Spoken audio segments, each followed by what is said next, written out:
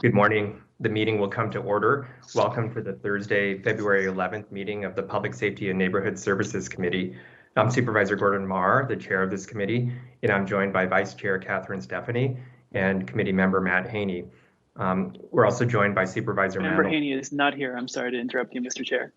Okay, thanks, Mr. Clerk. Supervisor Haney will be joining us shortly. And we're also joined by Supervisor Mandelman. Thank you to this committee's clerk, John Carroll. And I'd also like to thank SFGov TV for staffing this meeting. Mr. Clerk, do you have any announcements? Yes, thank you, Mr. Chair. In order to protect the public, board members, and city employees during the COVID-19 health emergency, the Board of Supervisors Legislative Chamber and committee room are closed. This precaution is taken pursuant to all various local, state, and federal orders, declarations, and directives. Committee members will attend this meeting through video conference and participate in the meeting to the same extent as if they were physically present in their committee room. Public comment will be available for each item on this agenda. Both cable channel 26 and sfgovtv.org are streaming a public comment call-in number across the screen. Your opportunity to speak and provide comments during the public comment periods are available to you by phone by calling 415-655-0001. Once connected and prompted, enter the meeting ID for today's meeting. Today's meeting ID is 187-781-9333. Press pound twice to be connected to the meeting. Once you're connected, you will hear the meeting discussions, but your line will be muted and in listening mode only. When your item of interest comes up, dial star followed by 3 to be added to the speaker line to speak for that item. A system prompt will indicate that you have raised your hand.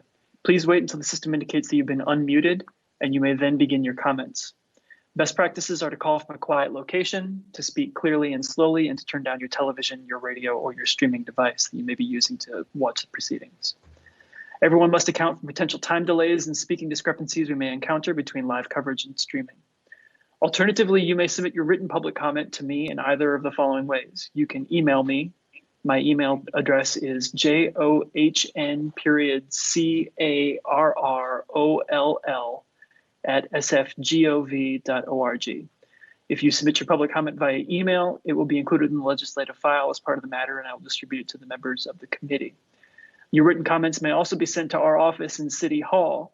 Our office is room 244.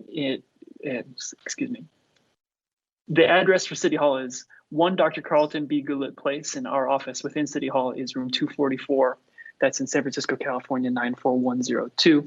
All of this contact information also appears in numerous places on the agenda for today's meeting if you need to refer to it again in the future. That concludes my announcements. I note that Mr. Supervisor Haney is now here as well. Thank you so much, Mr. Clerk. Colleagues, I'd like to call item number 2 out of order as we have Supervisor Mandelman here, the sponsor, and I believe we can take action on this item fairly quickly. Mr. Clerk, can you please call item number 2? Agenda 2 is a hearing to discuss the San Francisco Housing Conservatorship Preliminary Evaluation Report. Members of the public who wish to provide public comment on this hearing should call the public comment number, and I will repeat it. 415-655-0001. Enter the meeting ID for today's meeting, which is 187-781-9333. Following that, press the pound symbol twice to connect to the meeting, and then press the star key followed by the number 3 to enter the queue to speak. A system prompt will indicate that you've raised your hand. Please wait until the system has indicated that you've been unmuted, and you may at that time begin your comments. Mr. Chair. Thank you, Mr. Clerk. Supervisor Mandelman. Thank you, Chair Marr, and members of the committee. This item has been continued a number of times just to let folks know where it has been. I called for this hearing back in the spring of last year. We held the first one of these hearings in June. At that point, it had been more than a year since the board had adopted legislation opting into SB 1045 implementation, but as had been reported in the media, the city had not conserved a single person under that program. We heard about the program and the issues with it at that time, and continued it as staff from the Department of Public Health and Office of Public Conservator felt like that they would be able to update us with positive news thereafter. We continued this in Public Safety and Neighborhood Services, I think, 3 times, and in each of those hearings, we're disappointed to hear that still, although staff assured us progress was being made, not a single person had been conserved. I asked to have this continued back in November, the last time we heard this item, to give basically to give the Department of Public Health a little breathing room to deal with COVID. But as the surge abates, I felt that it did make sense to try and get this back on the committee's agenda. Unfortunately, the director of the Department of Public Health, who I think is important to have at this hearing, is not available today. And so I have asked to have, I would like to ask that the committee continue this item until March 11th. Great. Thank you for all of your leadership on these important issues, Supervisor Mandelman. Why don't we take public comment on this item first? Thank you, Mr. Chair. Operations is checking now to see if we have any callers that are in the queue. Mr. Koo, please let us know if we have any callers that are ready. For those who have already connected to our meeting via phone, please press star followed by 3 if you wish to speak on this item. This is agenda item number 2. For those already on hold in the queue, please continue to wait until you are prompted to begin. You will hear a prompt that informs you that your line has been unmuted. For those who are watching our meeting on cable channel 26 or via a streaming link or through sfgovtv.org, if you wish to speak on this item, please call in by following the instructions that should be displaying on your screen at this time. That would be by dialing 415-655-0001. Enter the meeting ID for today's meeting, which is 18778193333. Press the pound symbol twice and then press star followed by 3 to enter the queue to speak. And one more thing, I believe that we're expecting a number of public commenters for agenda item number 1. If you are hoping to comment on agenda item number 1, please wait. We will be calling that item after this item has been dispensed with. Mr. Koo, could you connect us to our first caller, please? Mr. Chair, we have no callers in the queue. Thank you. Public comment is now closed. Colleagues, I'd like to move that we continue this hearing to the March 11th meeting of the Public Safety and Neighborhood Services Committee. Mr. Clerk, can you please call roll? On the motion offered by Chair Marr that this hearing be continued to March 11th, date certain, Vice Chair Stephanie. Aye. Stephanie, aye. Member Haney. Aye. Haney, aye. Chair Marr. Aye. Marr, aye. Mr. Chair, there are 3 ayes. Thank you. Mr. Clerk, can you please call item number 1? Agenda 1 is a hearing on the San Francisco Recovery Summit Working Group report and findings.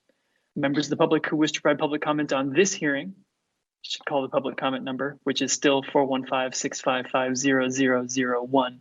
Enter the meeting ID of 18778193333. Press the pound symbol twice to connect to the meeting, and then press the star key followed by the number 3 to line up to speak. Mr. Chair. Thank you, Mr. Clerk. First, I want to thank Vice Chair Stephanie for calling for this hearing, and also thanks to the members of the SF Recovery Summit Working Group, the community advocates, and the city departments for all of your work on these tremendously important issues. I'm really looking forward to the presentations and the discussion this morning towards new solutions to these very pressing problems that impact so many lives in our city. Vice Chair Stephanie, the floor is yours. Thank you, Chair Marr, and I want to thank you for scheduling this hearing on this critically important subject so quickly.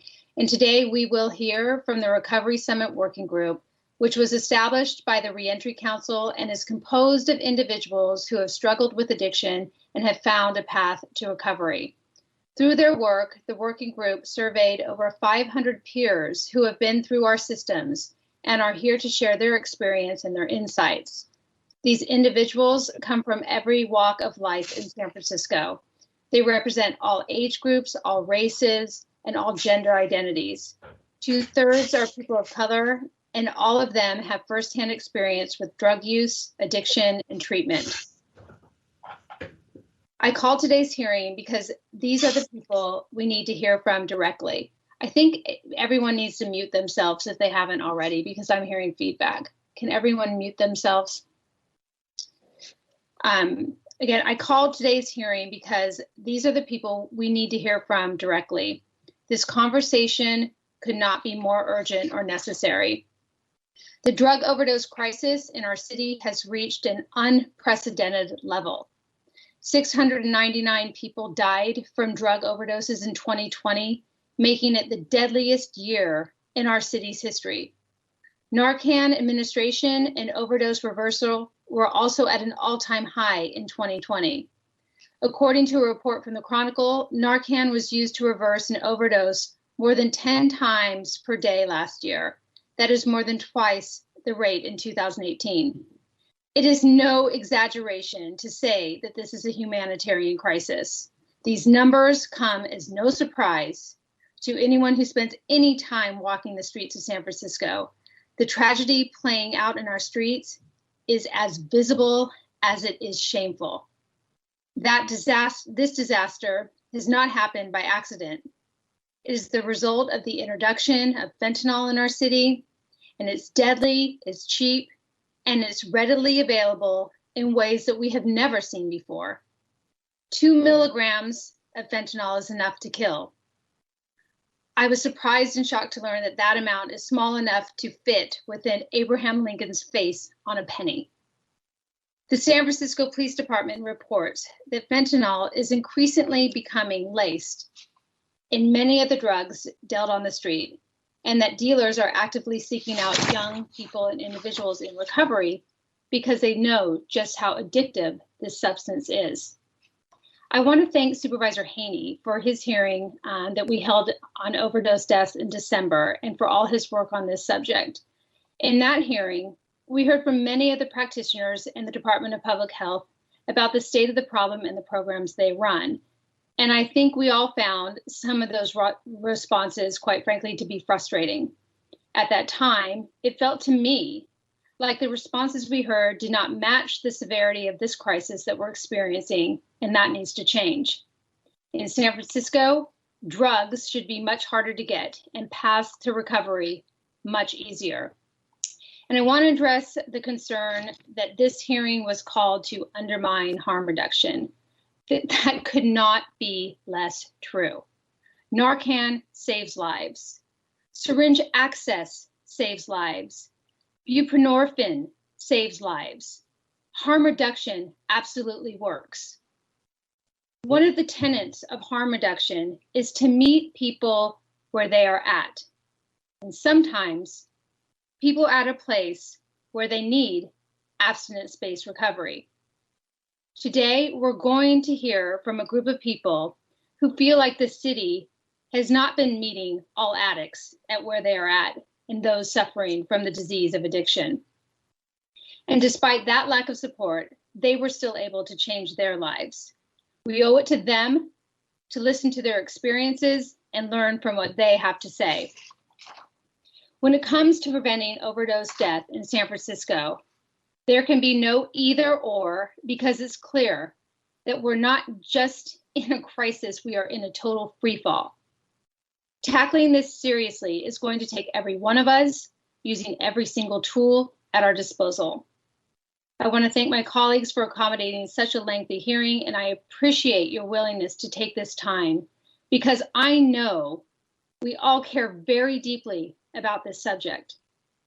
I want to especially thank our clerk, John Carroll, for helping manage the logistics of this hearing. We could not have done it without him. We're first going to hear from members of the Recovery Summit Working Group to hear the summary of their findings and recommendations.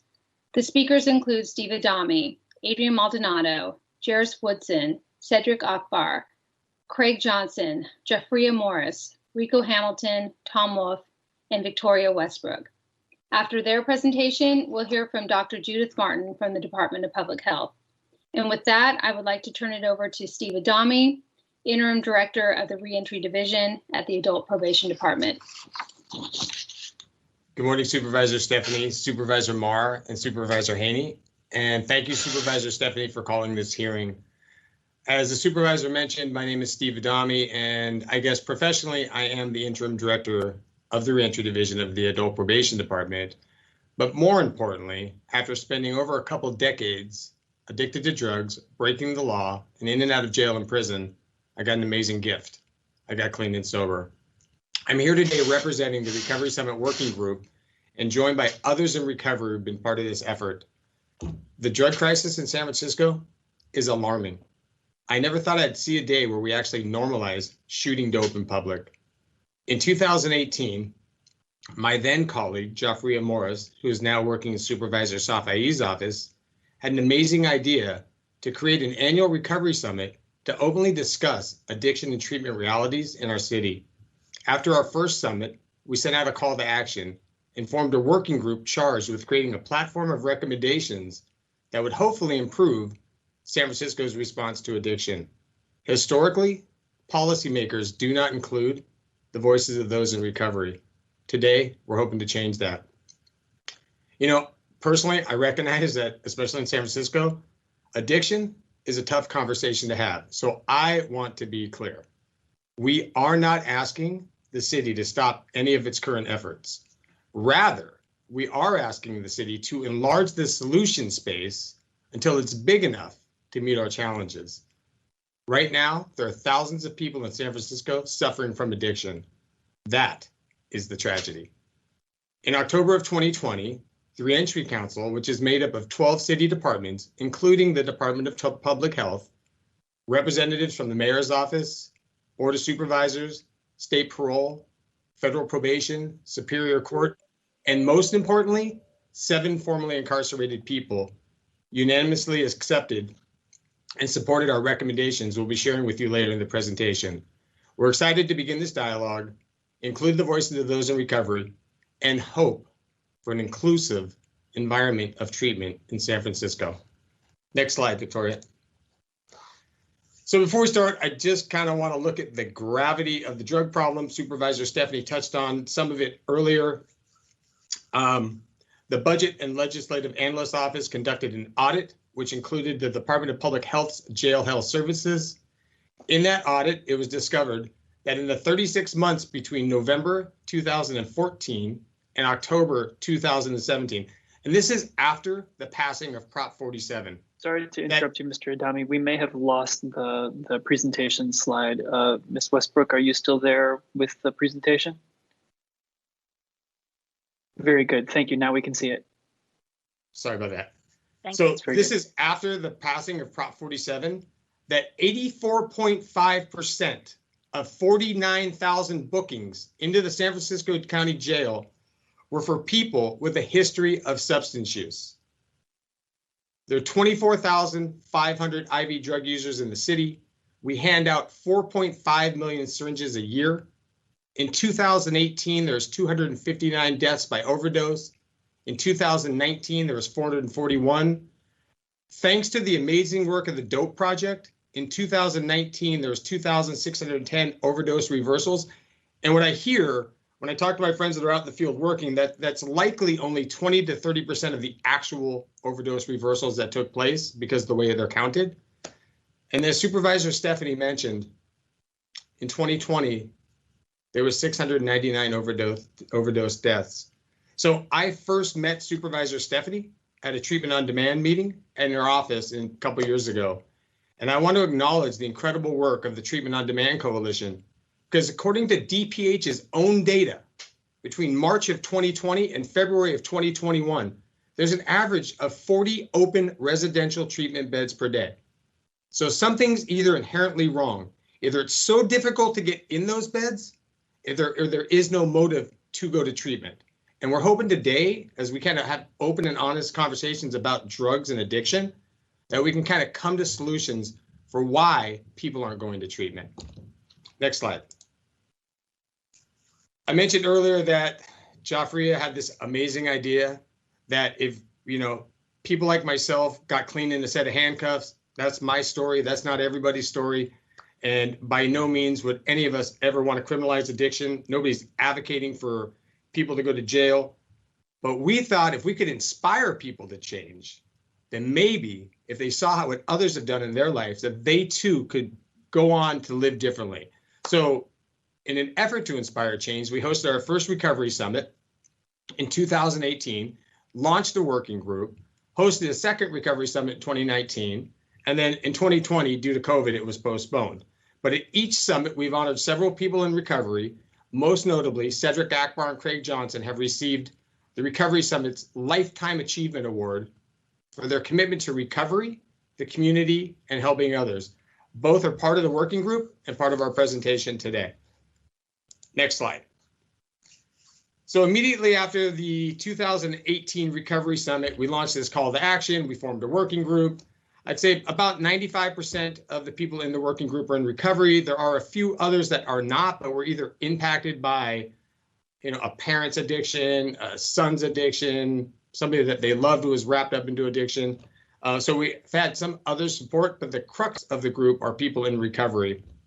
But through our gatherings and meeting, the group developed a platform of concepts based on personal and lived experience, which they believed would have the greatest impact on addiction in San Francisco's recovery efforts. So first, they thought San Francisco should expand treatment options. Right now, options are limited. People should be able to get clean and sober based on their individual needs. Second, San Francisco should extend treatment stays. The length of time in treatment should not be bound by Medi-Cal funding. It should be based on the individual treatment needs of the person. Third, the city should create specialized treatment programs for young people. They obviously have different needs than adults and are at different stages of development. Fourth, the city should expand paid peer specialist opportunities for people exiting treatment. People need to earn money early in recovery. We thought that would be a great way. Fourth, the city needs to increase awareness about available drug treatment services in San Francisco. So to inform our recommendations, we launched a survey on August 27th of 2019. Next slide. So we launched two surveys. One was for current or former drug users. The second were for people that were impacted by a family member's or a loved one's drug use. Due to time constraints, we're only going to be sharing the summary data completed by current or former drug users. So the survey was administered on two mediums. First, there was an online version, and then there was a paper-based survey. The paper-based survey came in 3 languages, English, Spanish, and Cantonese. There was 422 respondents, and then there's a breakdown of 144 completed the online survey and 278 completed the paper-based survey. And we distributed the paper-based survey in the community, in custody, and at DPH-funded residential treatment programs. So now I have the honor of turning the presentation over to a very close friend of mine and one of my mentors, Adrian Maldonado. Thank you, Steve. Good morning, Supervisors Stephanie, Haney, Marr, and Mandelman. Thank you, Supervisor Stephanie, for inviting us to present this important information. My name is Adrian Maldonado. I am the manager of a program in San Mateo County Jail called Choices. It's been in existence over 26 years. I have a master's degree in counseling psychology with an emphasis in marriage and family therapy. I think most importantly, like Steve, I'm a recovering heroin addict with 21 years clean and sober and a graduate of the Choices program and the Delancey Street Foundation here in San Francisco. Once again, I think it's important we get into this. If you look at the demographics, there's no big surprises except the underrepresentation of women who responded to the survey. The literature tells us that women are the fastest growing incarcerated population in the country, and that women use drugs for different reasons than men, usually as a direct response to trauma. We have found that out in the jail program for our women, and it's really significant that women have the time and the space to be able to deal with trauma moving forward in their recovery. I wish there had been more women respondents, and we're hoping in a follow-up survey that we'll be able to incorporate more direct data from women. Next slide, please. So let's look at the top of the slide. Respondents' drug of choice. Normal suspects, of note, only 6% of the respondents listed fentanyl as their drug of choice. As a reminder, the survey was conducted in August of 2019, and I think as Supervisor Stephanie has referenced, that has changed significantly. Go to the bottom graph. Age respondents began struggling with addiction. The graph represents the largest age brackets. 81% of respondents began struggling with drugs before the age of 24. 44% of respondents began struggling with drugs between the ages of 13 and 18. What is significant about this is that age realm, most people are still developing cognitively, and it's a real concern when so many people at that point of development are using drugs and using drugs in an abusive way. Next slide, please. The top graph, the total years respondents struggled with addiction. As you can see, 69% of respondents struggled with addiction for 10 plus years. 35% of respondents struggled with addiction over 20 years. Bottom graph, respondents' longest period of being clean and sober. 37% of respondents had been clean and sober at least 5 years. Next slide. Let's look over these charts. Top left graph, that's the percentage of respondents who used harm reduction strategies at some point in their life. 30% of respondents had used harm reduction strategies at some point. There was a follow-up question that asked, was there a practice most helpful to you? There were only 72 responses to that follow-up question, and 36 respondents stated medication-assisted treatment was most helpful. Of note, there was also several negative responses about medication-assisted treatment. Go to the top right graph, percentage of respondents who attended residential treatment. 73% of respondents had been to residential treatment. 27% had not. On the bottom left graph, length of residential treatment stay. For those who had been to residential treatment, 64% of respondents had completed 6 months or more of residential treatment. I just want to note, under our current system, Medi-Cal funds only 30 days of treatment with 2 30-day extensions. Bottom right graph, percentage of respondents who attended outpatient treatment. Half of the respondents had been to outpatient at some point. And I would just add, as in Choices, we deal with a lot of the struggle of working with drug Medi-Cal funding and the short stays. All of my population are in custody with significant addiction severity, trauma, and prison sentences. And overwhelmingly, we find when our clients leave the jail and go to long-term treatment, we see much better outcomes as far as continuous sobriety, lack of recidivism, and trauma responses. Next slide, please. The top graph, types of residential treatment program attended. There were several options and respondents could write in an answer also. We listed the top 5. 63% of respondents had attended 12-step residential programs.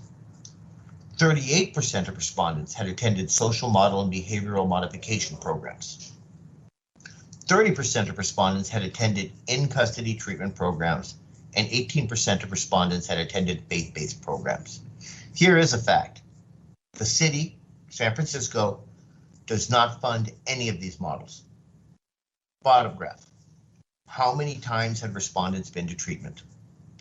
27% of respondents had been to treatment 5 or more times. National data states that people with 5+ years of continuous recovery have made, on average, 5 recovery attempts. And just aside, in my own personal experience and history, I went to treatment 4 times. I used in every single treatment facility I ever went to until I went to Choices and then Delancey Street. I stayed 5 years in Delancey Street, and that was the one program I didn't want to go to because it was 2 years. That made the difference for me in being able to be stable enough to stay clean and sober and continue to be clean and sober to this day. Next slide, please. Top graph, treatment service most helpful to respondents. This was an open-ended question, so it required coding responses.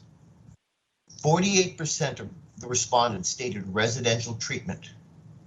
14% of respondents stated 12-step meetings. 9% of respondents stated the criminal justice system.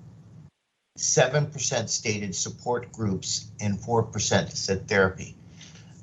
I want to thank the supervisors again. I'm going to turn the slides back over to Steve.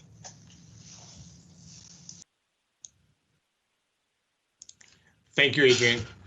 Okay, so we're going to look at the bottom graph, and this is our Likert scaled questions where we begin to provide like a holistic view of respondents' opinions of our core recommendations. So the bottom of the slide reads this: there is a need for more drug and alcohol treatment options in San Francisco, including abstinence-based, social model, faith-based treatment programs, harm reduction strategies, safe injection sites, and mental health programs. 74% of the respondents either agreed or strongly agreed. 60% of those strongly agreed. Next slide. Top graph. There's a need for longer residential treatment programs ranging from 90 days to 1 year and longer based on the individual needs of the individual. 69% of the respondents either strongly agreed or agreed. 55% of those strongly agreed. Bottom graph. There's a need for specialized residential and outpatient treatment programs for youth and young people ages 16 to 25. Again, 76% of the respondents either strongly agreed or agreed, and 60% of those strongly agree. I do want to mention one thing, like when we're talking about specialized treatment programs for younger people, we are still phrasing them under that expanded model where right now in San Francisco, there is one lane. There is no outlet. So if I'm a heroin addict and I want to go to treatment, that I am forced to go to a treatment program funded by the city where people may be on methadone, people might be on pain management, which we think is a fine option for people. Like people need that option for sure. But what we've heard firsthand from people and people on this call in part of our presentation, that over and over again, they get sent to programs where people are on methadone and maybe they've been on it multiple times. And what we find is they can't stay clean in that environment. And they'll call to be like, do you know somewhere else I can go? And this is the interesting part. So there are other places they can go where they got to get up at 8 o'clock in the morning and go to work for 8 hours, where they're working all day and then groups all night. And then I think part of our response or part of our ask is that as we increase the solution space in San Francisco to meet all of these ongoing challenges, I understand there's always competing needs for funding, and we are not, again, asking the city to stop its current efforts. We value the work of the DOPE project. We value the work of all the harm reduction strategies that are going on to save lives. I think what we're really interested in is how can we get people so inspired that they can have the same opportunities that we have been given? And we only got these opportunities because we got a lucky break and we got clean. And that's what we want to see for other people. Next slide. Top graph. There's a need to expand paid peer specialist opportunities to train and connect people in recovery with those working towards recovery. Again, overwhelmingly 75% of respondents either agreed or strongly agreed, and 59% of those strongly agreed. Bottom graph. There's a need to increase education and information about available drug treatment services in San Francisco. Again, 79% of respondents either strongly agreed or agreed. 63% of those strongly agreed. Next slide. You know, every once in a while, I like to talk about my actual work, and this is one of those moments. We fund around 50 residential treatment beds, and we've got amazing housing programs, 16 or 17 of them, and a couple of rental subsidy programs. And a couple of years ago, people were having some challenges in our housing programs. And, you know, just anecdotally in conversations with folks, we were asking questions like, you know, are you interested in going to treatment? And people had a valid response. They were like, if I go to treatment, I'll have nowhere to live when I get out. And that's tragic. I paroled in 2010 to a program because I didn't have anywhere to go. So I understand the concerns people have about not having a place to live. So in the same vein that Joffrey came up with this idea to inspire people through a recovery summit, we created the Recovery Pathways Initiative. And so what that did was it was a guarantee to all of our clients. If you go to treatment and complete 90 days of residential treatment, you can get up to 2 years of transitional housing with us at no cost on a pathway working with our providers into permanent housing. Last year, the Adult Probation Department reduced homelessness by 50,000 bed nights. 123 clients in our housing programs were placed into permanent housing. What it's done is it's really fostered this continuum of care and improved outcomes for our clients. I'm now going to turn the presentation over to Craig Johnson.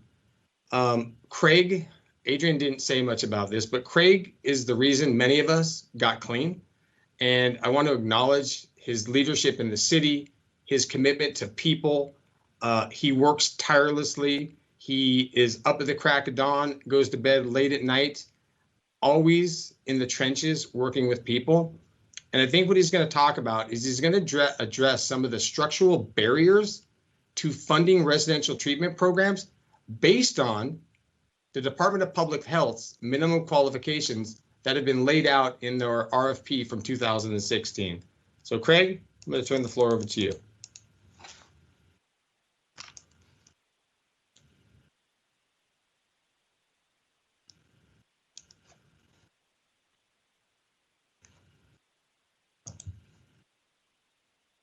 I think Craig is muted. There are a number of respondents who were sharing their computers, and I don't see that there's a user connected named Craig Johnson.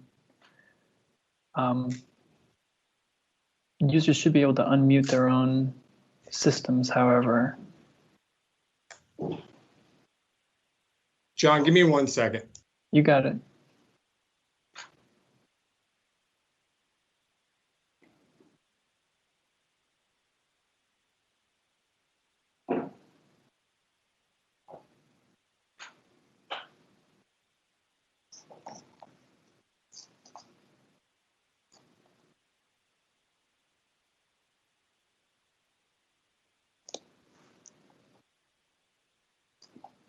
I have Craig on the phone. John, can you hear Craig?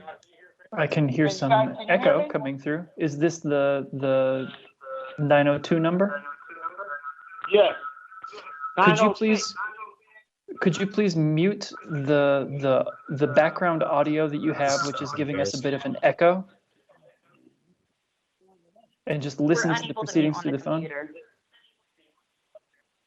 Or stand back from the computer, something that would stop the delay echo that we're hearing. 1 second. Thank you. Hey, John, if he's unable to do it, I can walk through the slide. It's your call. Yeah, I'll take care of the slide. So, hello? We can hear you. Can you hear Is me this now? Craig Johnson? I can hear what they say. he's under Calvin Johnson.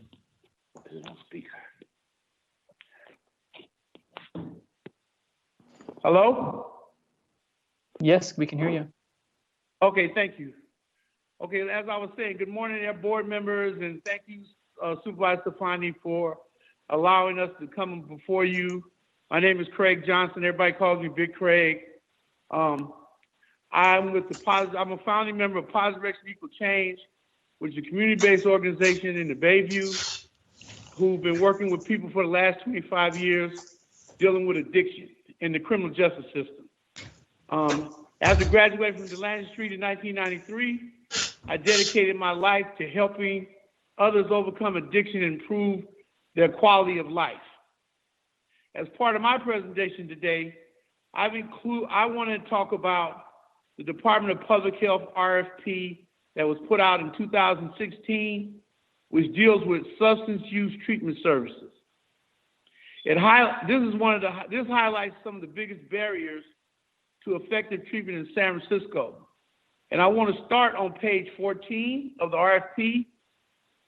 First, and this deals with minimum qualifications in order to even apply or even put in for RFP. If an organization does not accept drug Medi-Cal or does not practice harm reduction, they do not even qualify to apply. So automatically, these barriers prevent a lot of drug treatment programs from even applying for funding. And this excludes abstinence-based treatment services, faith-based treatment services, 12-step programs, and social model therapeutic communities. Second, as I mentioned, the RFP requires drug Medi-Cal certification. Now, you have to have drug Medi-Cal certification but nobody provides technical assistance to any new programs in the community that may want to even try to do it. Also, the harm reduction model, again, sometimes it's in direct conflict with an abstinence-based program or a faith-based program or it's 12-step. And I truly believe that whatever it takes to help somebody get their life in order should be available to them. The next one is the cultural competency and logistics. That's very interesting. So if we talk about cultural competency as something that you have to require in an RFP, then why do we not have more culturally specific programs in San Francisco for people of color or people from disenfranchised communities, or even that focus on people in the criminal justice system? We don't have programs like that in the city, but they want us to be culturally competent. So I'm understanding the programs that are currently out there, how are they culturally competent? That's a question. And like I said, for some people, being somewhere where people look like you and are helping you helps them. The third minimum qualification of the RFP that was not designed for new providers is quite the opposite. If you go on page 15, small community-based organizations provided should have a letter saying that they have financial management, physical integrity, and prior performance. The prior performance requires 5 years of experience working with the city. So how does a program that's new come up and apply for RFP and they've never had any experience with a contract? So again, it creates barriers. It prevents other kinds of approaches from being presented. It just really is, to me, it's just a way to keep the little guy out and just continue to do business as usual. So, like I said, if we really want to help people get off drugs, because I really feel like homelessness and drug addiction are co-occurring disorders. You can't help do one without helping the other. Some kind of way we have to begin to look at other ways and get out of our box and get out of our comfort zones and begin to look at other ways to approach the addiction epidemic that's going on in San Francisco along with the homelessness. They both go together. If you put somebody in a house and they're still using drugs, they're going to be right back outside. So what are we really fixing? Thank you.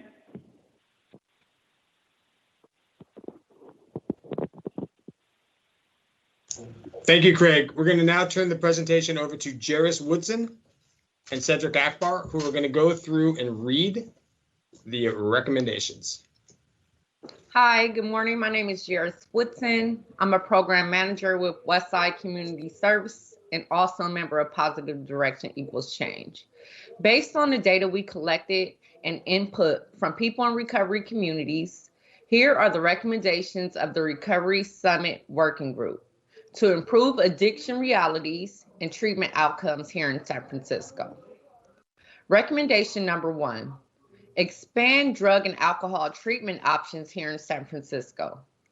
Treatment options in San Francisco should include residential, abstinence-based treatment programs, social model and therapeutic community treatment programs, faith-based and 12-step treatment programs, harm reduction strategies, and safe consumption sites. San Francisco must allow recovery to coexist with harm reduction. The pathway to recovery must be inclusive. Number 2, extend drug and alcohol treatment stays. How long a person stays in treatment should not be bound by drug Medi-Cal. San Franciscans should have access to drug and alcohol treatment programs ranging from 90 days to a year or more based on the needs of the individual. Number 3, fund a Black-led abstinence-based treatment program in the Bayview. Meeting the culturally sensitive treatment needs of Black people and people of color who live in the Bayview, provide treatment which is abstinence-based in its approach to working with addicted and criminally justice populations in San Francisco. 4, Include the voice of the people in recovery. Ensure that individuals in recovery are at the table when the city is making policy decisions regarding addiction, recovery, and treatment. 5, specialized residential drug treatment programs for the TAY and transitional youth age. Young people have different needs than adults. Drug treatment should be specialized to meet the needs of those in the age range of 16 to 25 and should fall under the treatment options described in our first recommendation. 6, expand paid peer specialist opportunities. Train and connect those in recovery with people working towards recovery. People who successfully complete treatment should have access to paid positions helping others struggling with their addiction. 7, increase awareness about availability in the drug treatment services. Ensure that individuals suffering from addiction can access real-time information about their treatment options. Thank you so much for your time. And now I'd like to introduce to you our first speaker, Cedric Akbar. All right. Good morning, everyone. Good morning, supervisors. Thank you for allowing us to be here today. Also, I just want to thank all the speakers that have spoken before me, and I just appreciate to be here. And I also want to thank you supervisors in advance for being able to listen. I'm going to give a little bit of history of how we got here, and I want to talk about how we can move forward with this crisis that we have here in the city of San Francisco. In the 80s, the crack epidemic stereotypically portrayed African Americans as the violent Black inner city. And the focus was on criminally dangerous drug addicts. The media even played up Black mothers and showed them as being addicted and referenced their children as a time bomb and cocaine babies. Now, the result of this particular situation came out and was called a war on drugs, in which it was really a war on people and effectively a war on Black people. And it had harsh sentencing and mandatory minimums. Now, this disproportionately affected communities of color with devastating effects. Now, today, we look at a different face. They call it the opioid crisis. And the face we're looking at now is a white one.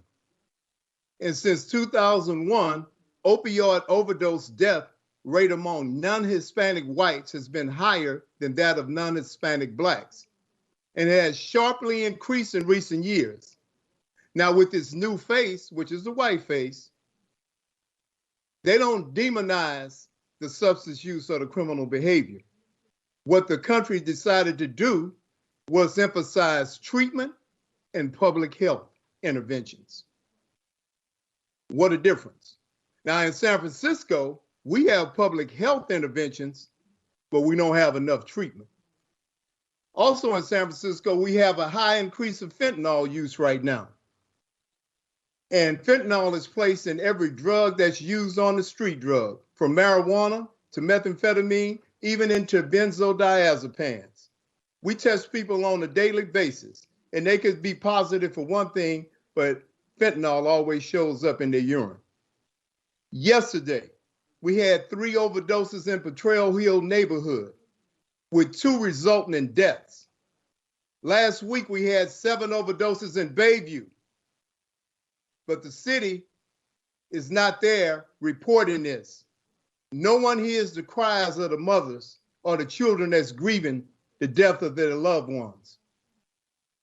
Now, contemporary racism in San Francisco contributes to health, mental health, and substance abuse disorder disparities among people of color compared with white individuals. Despite entering into substance abuse treatment with a greater severity of substance use disorder and related consequences, people of color experience more barriers to treatment, engagement, and completion of treatment and satisfaction than their white counterparts. And with few treatment programs we have in this city, there are also the ones that we do have are socialized with institutions of systematic racism. So it's important to examine by being bogged down in documentation, criterias, and that bad word for me, Medi-Cal. Because with Medi-Cal dollars, substance abuse didn't used to be under Medi-Cal.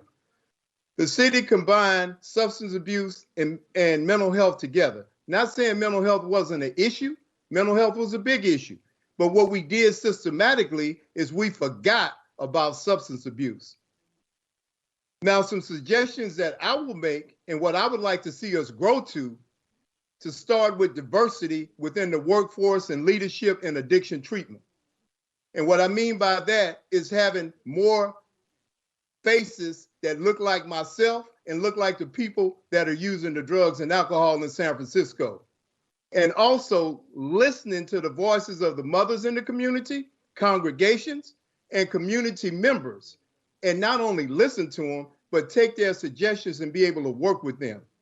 There's also a need for equity and access to care for people of color and individuals from historically marginalized communities. There's also a lack of inclusivity and cultural competence, in which Craig spoke about early, in patient care and workplace environments. And how can you have true cultural competence with one face at the top of the pop? Now we're going to go to harm reduction. Harm reduction. Now that's a model that aims to reduce the negative consequences of substance use by prioritizing and tackling root causes and conditions of use along with the use itself. And in San Francisco, it has been favored as the answer to addiction because it's incorporated in every facet of any money that's going to substance abuse treatment. Now, I'm here today. I'm not here to talk against it. I'm here to extend the olive branch and reach out because me personally, I believe in total abstinence. But at the same time, I embrace harm reduction principles. So therefore, I'm extending my hand out to the harm reduction community and so that we can work together. Because at this time, the last 4 years in Washington, D.C., we had no leadership in this country. We sometimes don't feel like we have leadership looking at it from the Black community perspective in San Francisco. There's no voice for us. So I'm extending my hand to be able to work together as one unit so we can address all of these issues and harms that's inflicting pain on our culture and our society. We need to work together to create approaches to deal with the inequities of race and drug policy that reverberate all the way to today's overdose crisis. The other thing I would like to see happen is we end these historical fallacies and omissions that rob us of the ability to learn and teach future generations. And the only way we can do that is with the truth. That's how we solve everything, is with the truth and having conversations with one another and not being afraid to have the conversations. The next step, I want to increase the accessibility of treatment services for Black people so that they have the same opportunity to become rehabilitated or habilitated. Now, this means continuing to draw awareness on the issue of addiction as it affects the humans on a national and global scale. So these services can continue to be prioritized and funded. And we're pursuing this through education and sharing accurate, relevant information. Again, the truth. Now, unfortunately, systematic racism affects a number of people receiving help. And from SAMHSA, which is the Substance Abuse and Mental Health Service Administration, illustrates how negative images of African Americans with addiction issues contribute to mistreatment and harsh punishment instead of treatment and recovery services. So one thing is, let's get rid of the billboards that always have Black people on them to get money, but we don't serve them. And this also may explain why 88.7% of the Black community across the country is not receiving any type of medical treatment for their substance abuse disorder. And the majority of people who need help aren't receiving it. And this perpetuates a systematic racism and keeps the socioeconomic factors negatively affecting the Black community in place. Now, I'm just gonna go here with this one. And my white brothers and sisters have been medicalized in terms of their trauma and addiction, but the Black and brown people have been criminalized for their trauma and addiction. And I'm gonna close with this, during COVID, we used to go out and pass out food, and we still pass out food to the people that are hungry. And we discovered that it was a lot of children that was home without a parent at the house for whatever reason. And we also discovered that these kids could not attend school because they didn't have access to computers or to telephones to be able to get on school. So we opened up our doors and allowed the kids to come in and have school on our computers. In that same note, we had one little boy that was with us. His mother is in front of our office, possibly using every day. And she rung the doorbell one day, and she came in to sell us some stolen things so she could keep her addiction going. And the little boy looked at me and asked me, why? Said, my mama won't stop using dope. And personally, I couldn't really even answer him. And I just had to sit with that.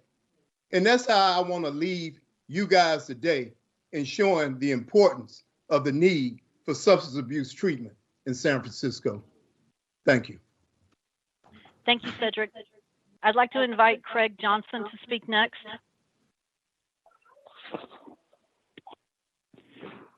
So that's a hard act to follow. And a lot of the things that he said is things that I concur with, and I really feel are important that we begin to look at them and address them in some kind of way. And I'm also willing to do whatever I can to support any kind of changes that we want to make that's going to really help our community. The last thing I want to say is that all we really are asking for is that abstinence-based, faith-based, behavior modification, social model treat therapy communities coexist along with the harm reduction model. We just want people to have access to whatever they think they need, which will work for them. And that's really all that we want to see happen. That's all that we're asking for. And if you listen to the recommendations, that's what the recommendations are saying. And please support that as much as you can. Thank you. Thank you. I'd like to call Joffrey Morris to the floor next. Hi, Board of Supervisors. I want to just say, before I start in my speech, I want to just really highlight Cedric Akbar and Craig Johnson as a native from Bayview Hunters Point and now a long-term resident of Lakeview, Ocean View, in San Francisco. Craig and Cedric Johnson have gotten over hundreds of people clean and sober in San Francisco. So when you hear their voices, you hear the voices of those that are clean and sober and productive in our society. And they have filled a gap in the Southeast that was well needed, and they continue to do it with limited to no funding. So I just really want to highlight that as a child of an addict and just really give you all a glimpse of my life and why I'm a part of this work. I'm a part of Mega Black. I'm a part of SF Black Wall Street, Black Women Revolt. It's nothing right now in this city that's Black that you won't hear Joffrey Morris in, because San Francisco has a Black problem.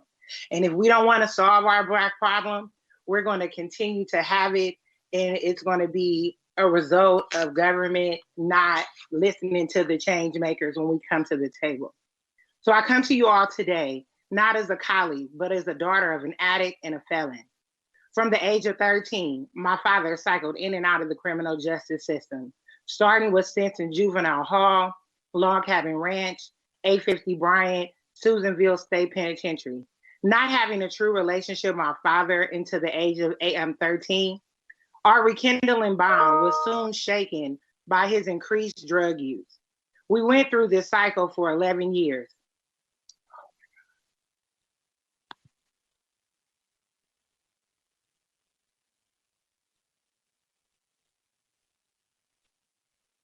Jeffrey, we can't hear are you. Still on the line?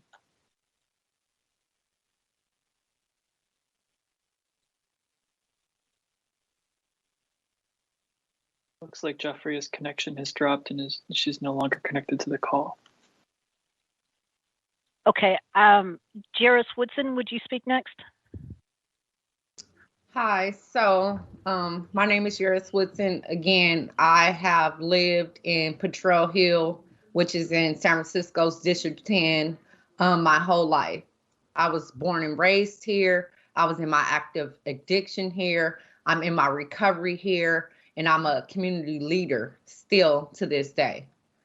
Last night, instead of having my regular bedtime routine with my 3-year-old daughter and caring for my elderly aunt, I had to spend my night walking around Potrero Hill at all the abandoned units, passing out Narcan and testing strips because we had 3 overdoses in my community last night.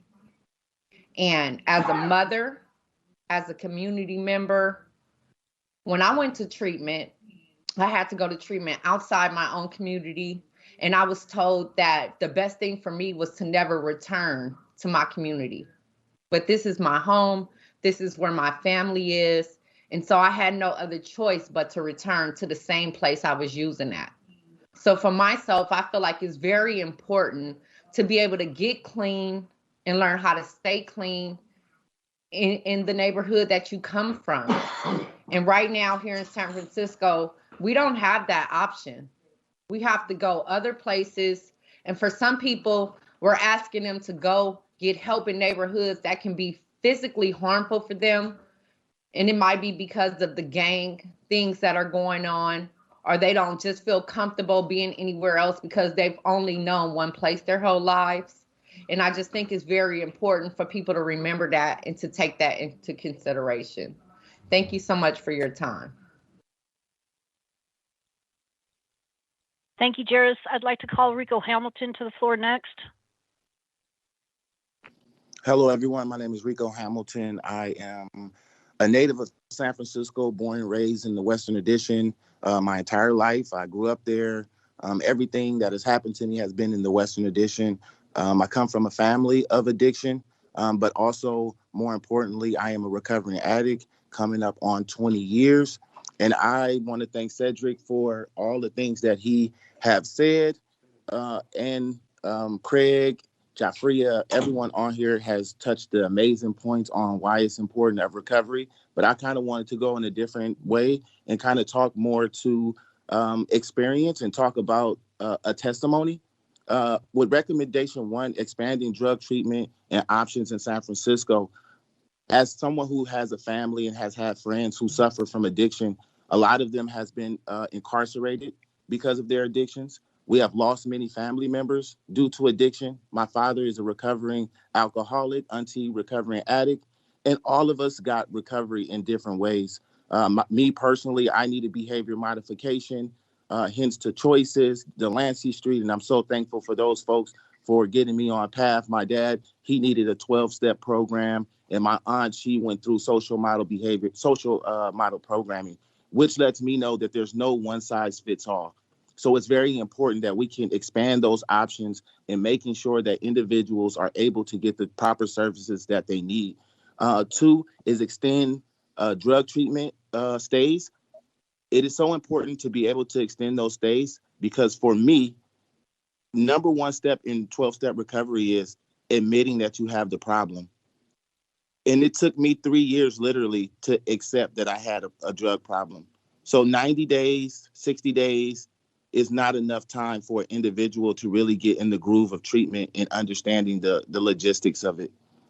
3, fund Black-led abstinence-based programs in the Bayview. It is so important for us to, as an African-American male, to get cultural competent, cultural affirmative spaces and being able to have individuals that understand the experience, not just African-American, but culturally and socially modeled programs based on the actual individual. Because I also think that Black LGBTQ is very important in being able to have a space for themselves so that way they better understand their experience. Include the voice of recovery. It is so important for us to stop looking towards experts who only study recovery. We have to look at the experts who actually live the experience of recovery, because those are the true experts in understanding what it takes to get out of the trauma and the pain that they're going through. Specialized recovery treatment for TAPE population. Transitional age youth is the population where most people get involved in drugs or in addiction. There's nothing specialized with that population. So we have to figure out ways to get that population specialized treatment, because I know when I was a TAE, I didn't have a problem. This isn't an issue. I can handle it and I can take care of it. And it led me down a lonely road to prison, where I was incarcerated for 3 years. Expand paid peer treatment. I think that each one, teach one, reach one is an amazing model. I think that a lot of times it is important for us to educate individuals who are peers, to educate them on how to be a specialist. But most times when you listen to someone who is an addict, those similarities that we have and that we share in recovery, that what helps each other get clean. Bill of the AA program, he said it best, in how we keep what we have is only by giving it away. Increase awareness about drug treatment. A lot of times when I'm looking and I'm doing the work and trying to connect someone to treatment services, a lot of the services are outdated when you are looking for information. So a lot of it is word of mouth. So you kind of got to hear it to the grapevine. But when you really are trying to indulge in the information and trying to get it, most times it's hard to find it. So in conclusion, I just want to say that thanks, Steve, and Jafria and everyone that was a part of this, because this is so important to me. I didn't want to share the screen because I get emotional as it relates to this, because I've lost so many people to addiction, behavior addictions, and so many issues. And I think that this is such an amazing thing for us to at least start engaging in the conversation so that we can help our human people of San Francisco, because this is so important to me. Thank you. Thank you. I'd like to call Jafria Morris back to the floor. Thank you. So let me start over. So I come to you all today not as a colleague, but as a daughter of a drug addict, a felon. From the age of 13 to 44, my father cycled in and out of the criminal justice system, starting with early stints in juvenile hall, Log Cabin Ranch, 850 Bryant, Susanville State Penitentiary. Not having a true relationship with my father until the age of 13, our rekindling bond quickly shaken by his increased drug use. We went through this cycle for 11 years. I watched my father being kicked out of now defunct Liberty House, Jelani House, Friendship House, Salvation Army, and so many others. However, what I didn't know was that those short stints of sobriety was making my father stronger. During these rough times, our faith in God and my father's ability to find peer-based, non-professionalized recovery programs was his and our family's saving grace. I truly believe that my father was trying to get clean today. He could not, because the number of treatment modalities that was available to him in the 90s and 2000s no longer exists. Today, my father is a strong Black man who is clean and sober for 16 years. He is a longshoreman, a religious man, a homeowner, and a grandfather, and a sponsor to so many. It is important to know that he did not experience complete sobriety until the age of 44. This is the age range now that we see that's overdosing in our streets. Last year, San Francisco lost about a quarter of the ODs were Black. That equals about 175 Black, overly majority Black men, similar to my father. I am deeply committed in the city's racial equity efforts, and I'm telling you all, there's a need for racially specific, culturally relevant, peer-based recovery program. Similar to the Rocky Balboa story, the comeback is always better than the setback. I speak for the children of drug addicts and say, please help our parents. I also wanted to just really highlight that studies have found that Blacks are significantly less likely to rely on professionalized services compared to whites. They were significantly more likely to receive non-professional services that include 12-step programming, church-related support, and studies have found that Blacks are more likely to use outpatient programming. In conclusion, I ask the public safety and Neighborhood Services Committee of the City and County of San Francisco Board of Supervisors to hear and follow our recommendations and to expand treatment options in San Francisco to include abstinence-based, faith-based treatments, and the creation of Black-led, Black-serving treatment programs in San Francisco. This cultural need must be if we expect to handle the Black problem San Francisco has. Thank you. Thank you, Jeffria. Tom Wolf, I'd like to invite you to speak. Good morning, everyone.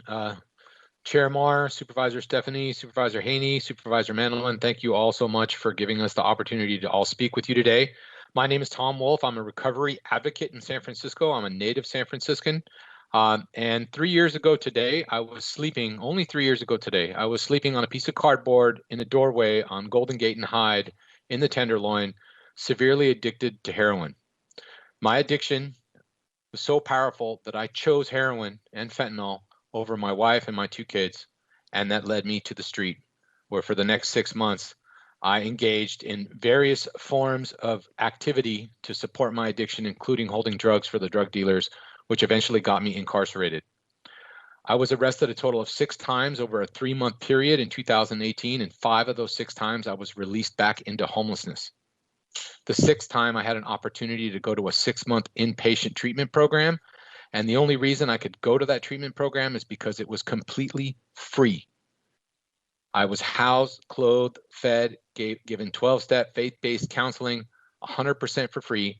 And whether you agree or not with the type of treatment modality that I went through, the bottom line is that that treatment program ended my homelessness. So when we talk about addiction and homelessness being connected, there's a direct correlation in San Francisco. I am living proof that there's a direct correlation between homelessness and substance use in the city.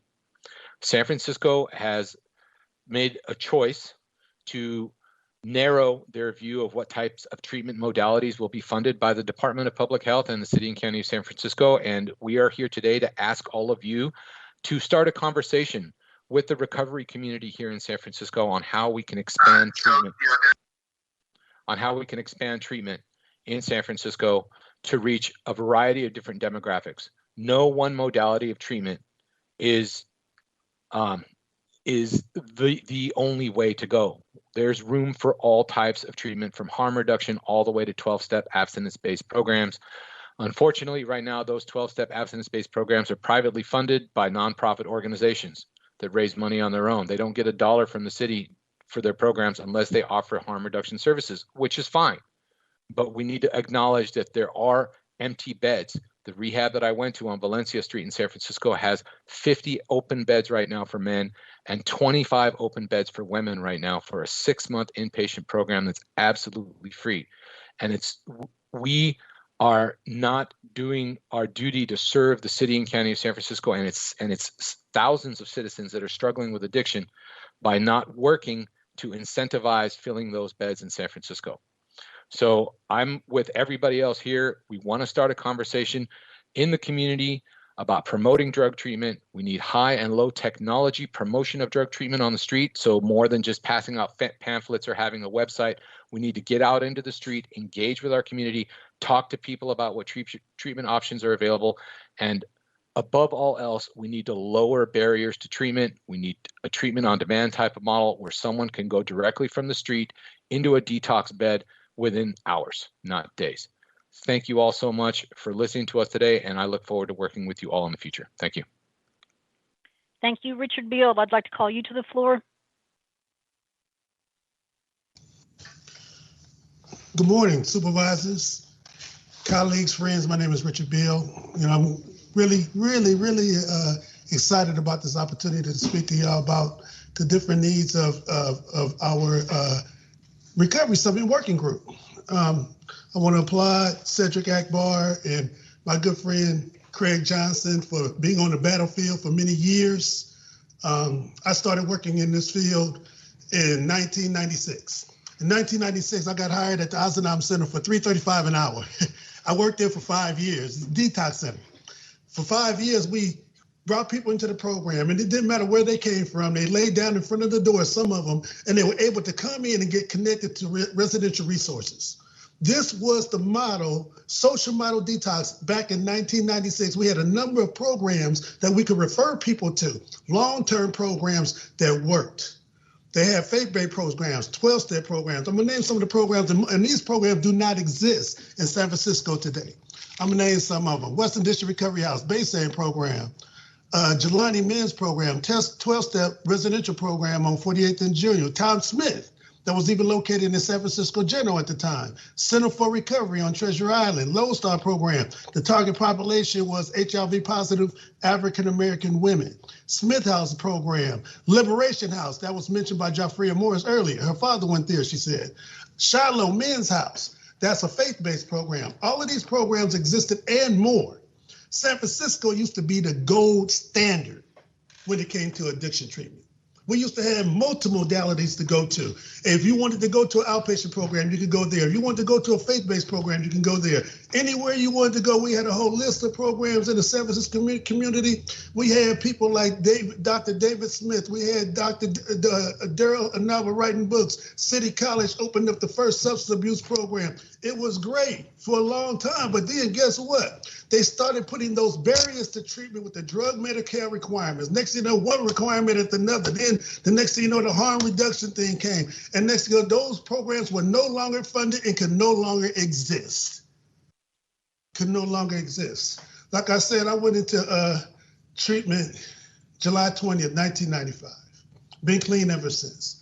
I laid down in the front of the door at the Azanam, after being there 53 times. I had 53 detox episodes at the Azanam Center. They sent me that program 8 times, 8 different treatment programs. That when I went to my first one in 83, I didn't get clean until 1995, 12 years of going to different modalities. And they kept letting me in 53 times. I ended up working there for 5 years. My brother brought me to that program. In 2011, my brother relapsed. He went into a program, he had a heart attack in the program. He tried to get back into detox and get into another program, and he couldn't because they would not let him in. It wasn't a bed available. My brother had another heart attack and died. I got his ashes in my house right now. You know, and I just 3 years ago, my oldest brother, I sent him out here to San Francisco to get into a program. He relapsed. He couldn't get into a program immediately. He came to live with me. He drank some alcohol. He ended up having a diabetic seizure. March 1st, 2017, I found my brother dead with his eyes open, foam coming out both sides of his mouth because he couldn't get into a program. His ashes are on the other side of my chimney at my house. And I'm just saying right now, it's personal for me. I've been doing this for 25 years with Cedric, with Craig. We need to change. Change is not hard. It's the resistance change that makes change hard. I don't want to see another person die because they couldn't get into a program. I don't want to see another person die like my brothers died that couldn't get into a program where they could identify to. We need to change. You're talking about harm reduction. Harm reduction, meeting people where they are. But guess what? We do a disservice when we just leave them there. It has to have a goal. It has to have a goal, and that goal can be abstinence. That growth can be, that growth needs to be somewhere where they can take where you can go to a place of life where your life will improve for the better, and it works best for African Americans and abstinence-based programs and faith-based programs. We cannot be just limited to harm reduction. We need to fund these other programs. Because we didn't fund these other programs, these programs ended and people died. We can change. We can go back to being the gold standard. We got an opportunity to do something great for some great people. We got a great opportunity. You know, like I said, change is not hard. Behavior outbursts are clinical opportunities. We got an opportunity. I want to thank Steve. I want to thank everybody that, you know, continue to work so hard. And we come to these groups after hours. We don't get paid. I don't get paid to come to these working groups and everything that we do. We do it because we come because we care. I've been working in this community in San Francisco for over 25 years, working with Cedric, working with Craig, working with people that have been on this battlefield for years, watching people die. So y'all, we just asking for some help. We need some help. We need to change. And that change needs to come by expanding treatment options, removing those barriers. And we can start with an abstinence-based program in the Bayview, but it cannot end there. We need it in the Tenderloin as well. Where Matt Haney at, we need it in the Fillmore as well. We need it in other areas, but it could start right there in Bayview, great. But it cannot end there. A lot of times we start things, but then that's it. We need to continue and it needs to grow. And so I just want to thank y'all. I want to end it like this. God, grant me the serenity to accept the things I cannot change, the courage to change the things I can, and the wisdom to know the difference. Thank y'all for listening. Thank you, Richard. Jabari Jackson, I invite you to speak. Good morning, board. My name is Jabari Jackson, and I come to you and I represent the crowd of people that we're talking about who needs the help. I represent the addicted and criminal justice population, and I also represent the recovery community. I am a product of addictive families, community, and environment. And today, I'm coming to you, someone proud in the recovery community, trying to make a change. I'm asking you guys to meet us where we are at. That has been said so many times, but meet us where we're at and give us the opportunity for options of recovery. You know, recovery covers so many things, and I'm not here and we're not here to talk down on harm reduction. We applaud the steps that have been made to start this battle against addiction. But understand, addiction and recovery are two different things. You know, when we're dealing with addictions, we're dealing with treatment, and we need the options of treatment to find our niche, to find out where we need to go. 12 steps, abstinence-based, faith-based, all them type of things. Because I'm here today to tell you and represent the crowd of people that harm reduction didn't work for. But before I go into that, I also like to talk to you guys and ask about extending the stays of the drug treatment programs. Honestly, ladies and gentlemen, 90 days, I'm just starting to detox. And I speak for the real live drug addicts here in San Francisco who have lived half their life addicted to some kind of form of drugs, one or another. Many of us, or our parents and our kids, have been sent away to school for 4 years to learn how to live, learn how to do their career in life. So you gotta look at that as an addict. We need more than 90 days to learn how to live our life. So 90 days doesn't do anything for us. People need more than 90 days to prepare how to live their life. So now let me go back to talking to you guys about harm reduction and how harm reduction didn't work for me. You know, I represent every graph that's been shown to you guys today. I've been sat in harm reduction environments, and you guys are telling me how to reduce my drug intake to try to work on my life. It may work for some, but it may not work for others. And the statistics have shown it doesn't work for everybody. It's a proven fact that harm reduction may be a treatment, but it's not recovery. It's treatment. It's a Band-Aid on a gunshot wound. And harm reduction has helped few, but the statistic that shows it has destroyed many. And so we want to start focusing on the many. We need help. And I say we because I'm the part of that generation. I'm proud to sit on here and talk to you guys and be on this panel with these people. For myself, harm reduction didn't work. I had to do it many and many, many times again. I had to do other avenues. I had to do an abstinence-based. I had to do faith-based. I had to do 12-step. I had to do all them outlets to figure out where I need to be today. And through them outlets, I had a second chance at a first-class life. Now, through them outlets, I could sit up here and tell you all the things I have accomplished because through the grace of God and putting these things in my life, I have achieved a lot of things. But this is not about me. This is about opening the door and holding it for the next person. I am proud to say men that spoke earlier, Cedric and Craig, those are my mentors. They have helped pave the foundation and showed the way to me to be where I am today and developing the passion for others to be here sitting and talking to you guys. Once again, you guys, recovery is a lifetime. Treatment is just a process. And please, let's open the door. Let's be the trailblazers to get San Francisco back to where we were on helping the people who needs that help. And it's nothing better than being trailblazers and starting a treatment center or a treatment location in the Bayview. People are dying out there. I sit to you talking to you guys today with a heavy heart right now because I continue to have people die who've been in this battle with me. I continue to sit up here and tell you how I sat in facilities that promoted and advocated for harm reduction, sitting and dying through my time through treatment. I can sit up and tell you how being in the trenches where I come from, where I've been born and bred, where I learned this addiction and I participated in this addiction and where I've overcome this addiction with the strong people that led my foundation for my recovery, how important it is for me to be sitting amongst my own to help me overcome this problem. The baby was dying off due to addiction and overdoses, just like many other neighborhoods. But I'm pretty asking to support a Black-led abstinence program in the Bayview. Let's be the trailblazers. Let's start this. These are great people that have helped so many in this city alone. So I'm fully asking for you guys to support this, and let's open the doors. Let's kick the doors down, and let's start giving these people second chances at first-class lives, like you have done for me, and I would like to help to do for others. Thank you for your time, and God bless. Thank you. Good morning, Supervisors.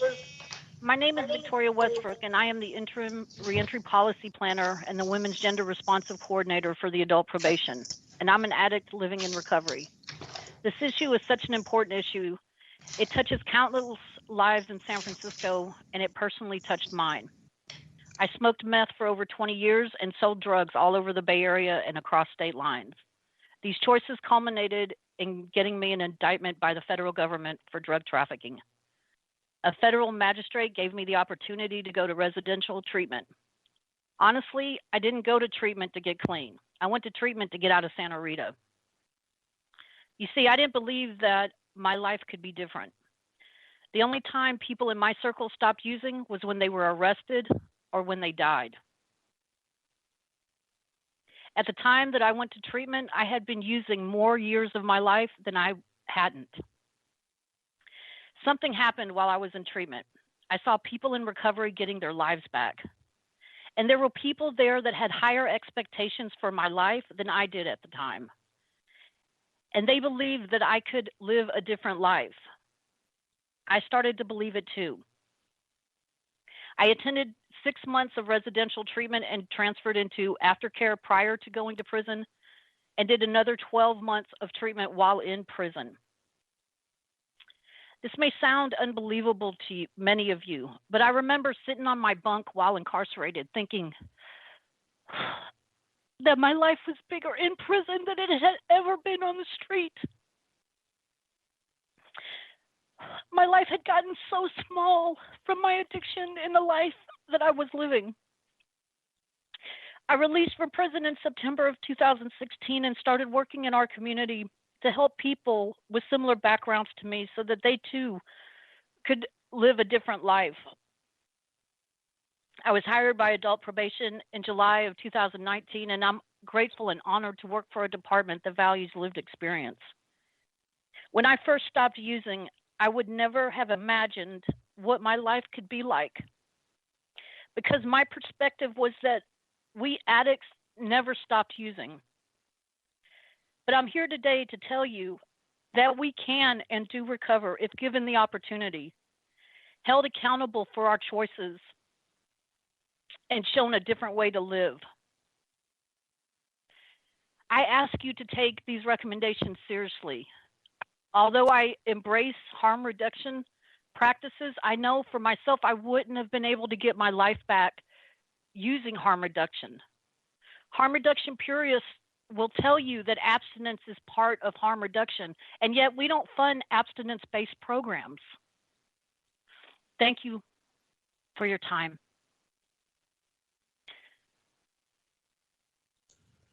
Are there any questions? Yeah, Supervisor Stephanie, I guess we'll turn it back to you and the committee if there's any questions or anybody you'd like to address or ask questions to. Thank you, Steve. I am just blown away. I'm just thank you, everybody, for sharing your stories with us. It's quite emotional. I can't thank you enough. I think what we'll do is go right into the presentation from the Department of Public Health. But I just want to say, I think you're all amazing, and I'm really, really grateful that you are here and we've heard from you. And I look forward to following up with questions and hearing from DPH, and of course, working together to achieve the goals that you so incredibly laid out for us today. So if we can have Dr. Judith Martin.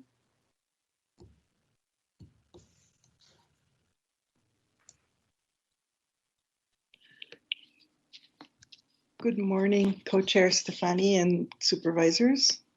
My presentation has slides, and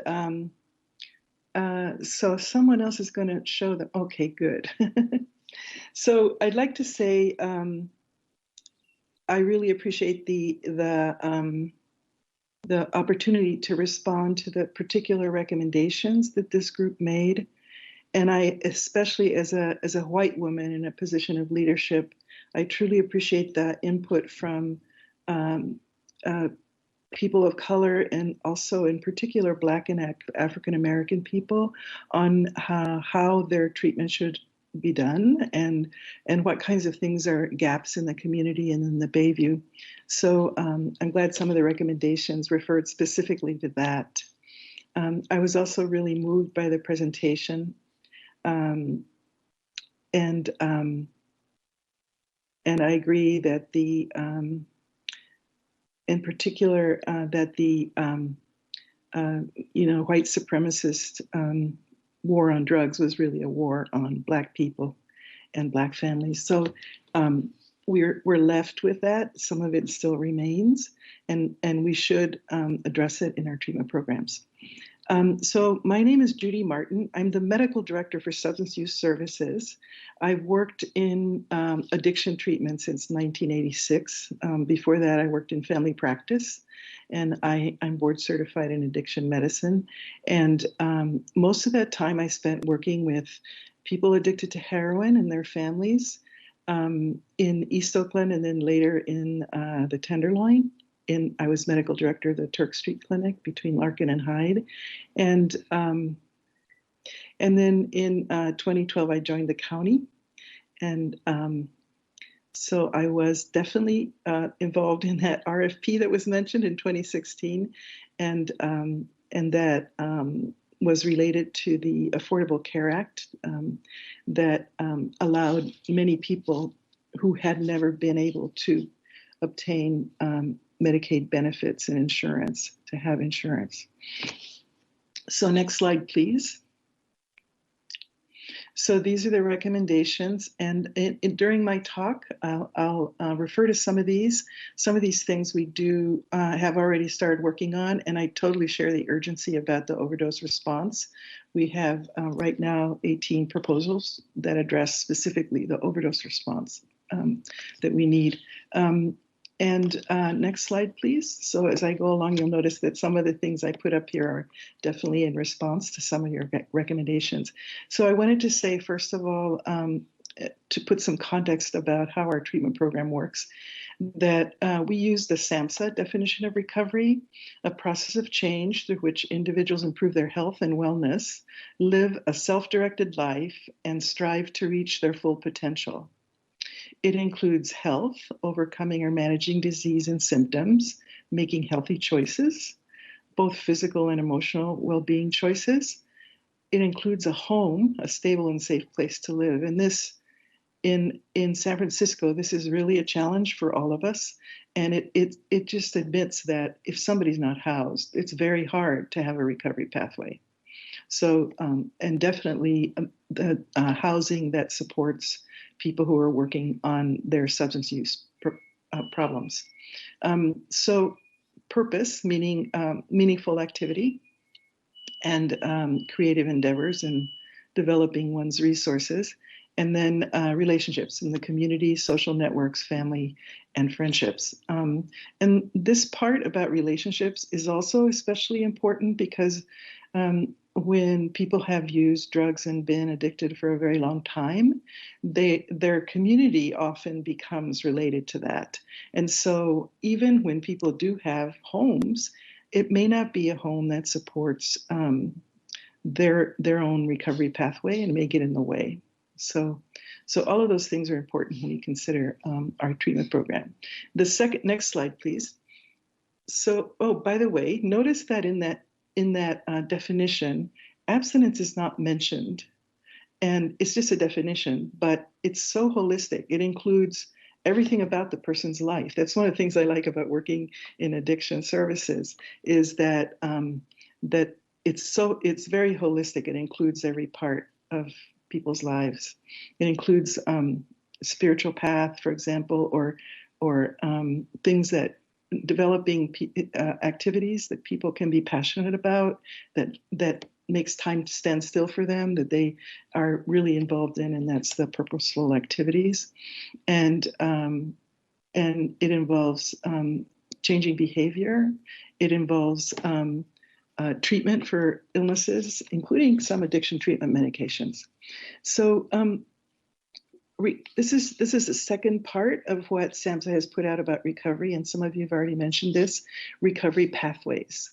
So recovery pathways are highly personalized. They may include professional clinical treatment, as was mentioned, use of medications, and of course support from families, which is sometimes hard to have too, and in schools. Faith-based approaches, we do have some faith-based programs that we contract with. Peer support, almost all our staff in the programs are in some way or another peers, and other approaches. And it also recognizes that the growth can vary in its speed and even have, in some cases, setbacks. And abstinence is generally the goal for a lot of people who are struggling with their addiction. And all of our programs do support abstinence. And abstinence is really part of the harm reduction spectrum. So we are inclusive of people who are working on abstinence, and we have even those who are working on 12-step type abstinence. For example, in the methadone clinic on Turk Street, the opiate treatment program there, when I was there, we hosted Methadone Anonymous, and people worked the 12 steps and had sponsors. And so 12-step obviously is based on Alcoholics Anonymous. It's been around since the 30s and really has saved many, many lives. And for a while, it was all we had. There was no other kind of treatment. So a lot of people have done well with that. It's not a professional treatment. It's not even treatment. It's mutual and self-help. So in treatment, what we do is what we call 12-step facilitation for those people who want to do it. We can talk to them about which step they're doing, or ask them whether they have a sponsor, whether they volunteer at the meeting, do they have a home meeting, etc. So the other thing that's really important to say here is that recovery is supported by addressing trauma. And it's very important that in our treatment system, in our programs, we don't end up having a structure that re-traumatizes people. So we're working all the time on creating programs that are welcoming and that listen to the people who are coming in about what they want, what they need, and work with them. Next slide, please. So abstinence, yeah, and this was discussed today, and I want to be sure and explain that the definition we use, which is similar to what SAMHSA uses, is that abstinence does include the appropriate use of addiction treatment medications, such as buprenorphine and methadone. We have thousands of people in methadone clinics, and many of those people are abstinent. And the methadone treatment is what supports their abstinence, in addition to their recovery pathway, their counselors, etc. The The other thing I would say is buprenorphine in particular is available in many different places, not just in opiate treatment programs, the specially licensed facilities where you have to go if you're in methadone treatment. So it allows more free access to buprenorphine. And the other thing about buprenorphine is it's very protective against fentanyl, which is one of our big problems right now. So a person who has buprenorphine in their body is 95% protected against overdose from fentanyl. So it's a key element of what we're working on. And opiate use disorder is the most common reason that people come in seeking treatment in DPH. So long-term medication treatment is indicated for most of those people. And so all of our programs will likely include people who are taking buprenorphine or methadone as part of their recovery path. Next slide, please. So these are some of our guiding principles in behavioral health services for treating addiction. Individualized care is offered in the least restrictive, medically indicated setting. So moving along a continuum of services to more and more independence is kind of one of the principles. And also medically indicated, meaning that the level of care is determined by a formal evidence-based assessment for level of care. Having different options of recovery pathways and goals is key, and I think everybody in this room agrees. Inclusivity in our treatment programs is important. And the other thing is addictive disorders, and this was mentioned today too, show a range of severity, kind of like chronic diseases like diabetes would, for example. Some people cut out sugar from their coffee and lose 10 pounds and their sugar's under control. And other people do that, plus take pills, plus take insulin, it's still not under control.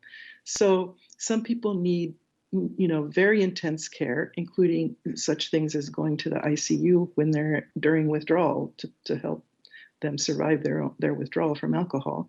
And others will just thrive with mutual and self-help approaches and not even have to go into treatment. So and I think that wide range of severity is a challenge sometimes when we design programs, because we have a lot of peers who and a lot of the professionals, a lot of the counselors, and certainly peer navigators too. But a lot of the people who work in addiction treatment have been touched in some way by addiction, sometimes themselves.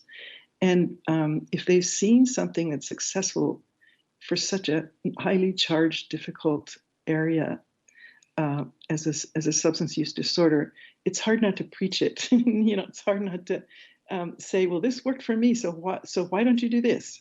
And so it's really important to remember that everybody needs different things. So the harm reduction policy is key in all of our programs. It's a policy that's been in place since 2000. It includes abstinence, and it means that what it means is participants are not discharged because of relapsing if they're not abstinent. So it doesn't mean that the person stays where they are necessarily, but they have to, so their needs have to be addressed, including perhaps even more intense care. Using the diabetes simile, it would be you don't stop somebody's insulin if they eat a donut and their sugar goes up. You work to help the person perhaps not eat donuts, but also to improve the treatment so that it can control the blood sugar again. So each treatment program has to have an overdose response plan. That's part of their contract, and it's part of harm reduction training that's required.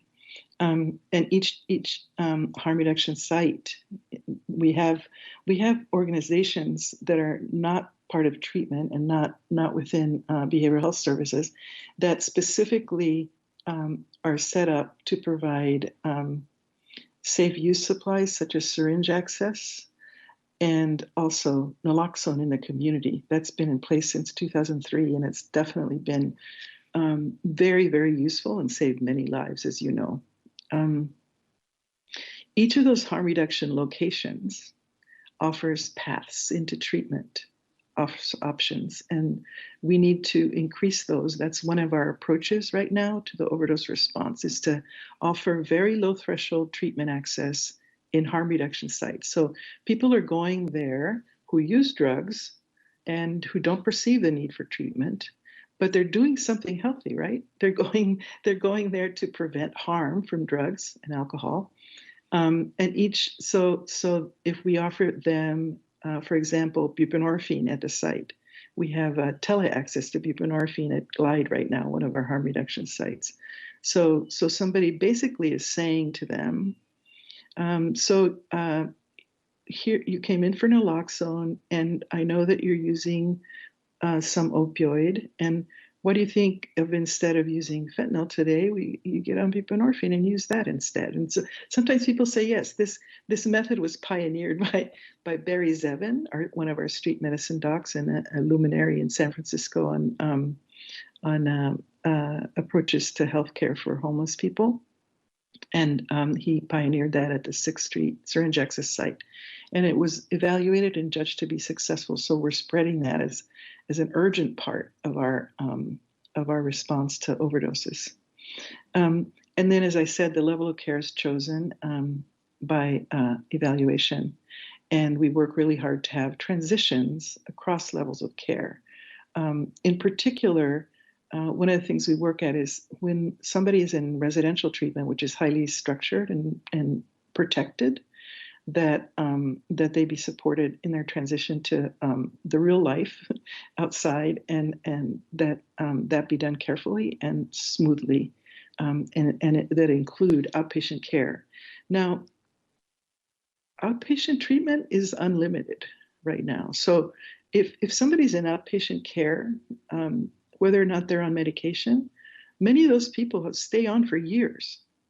And so there is long-term treatment in San Francisco, very long-term treatment, and some people benefit greatly from it.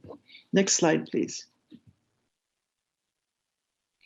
And I wanted to mention the co-occurring mental health and substance use. And we have, this was fiscal year 1920 numbers.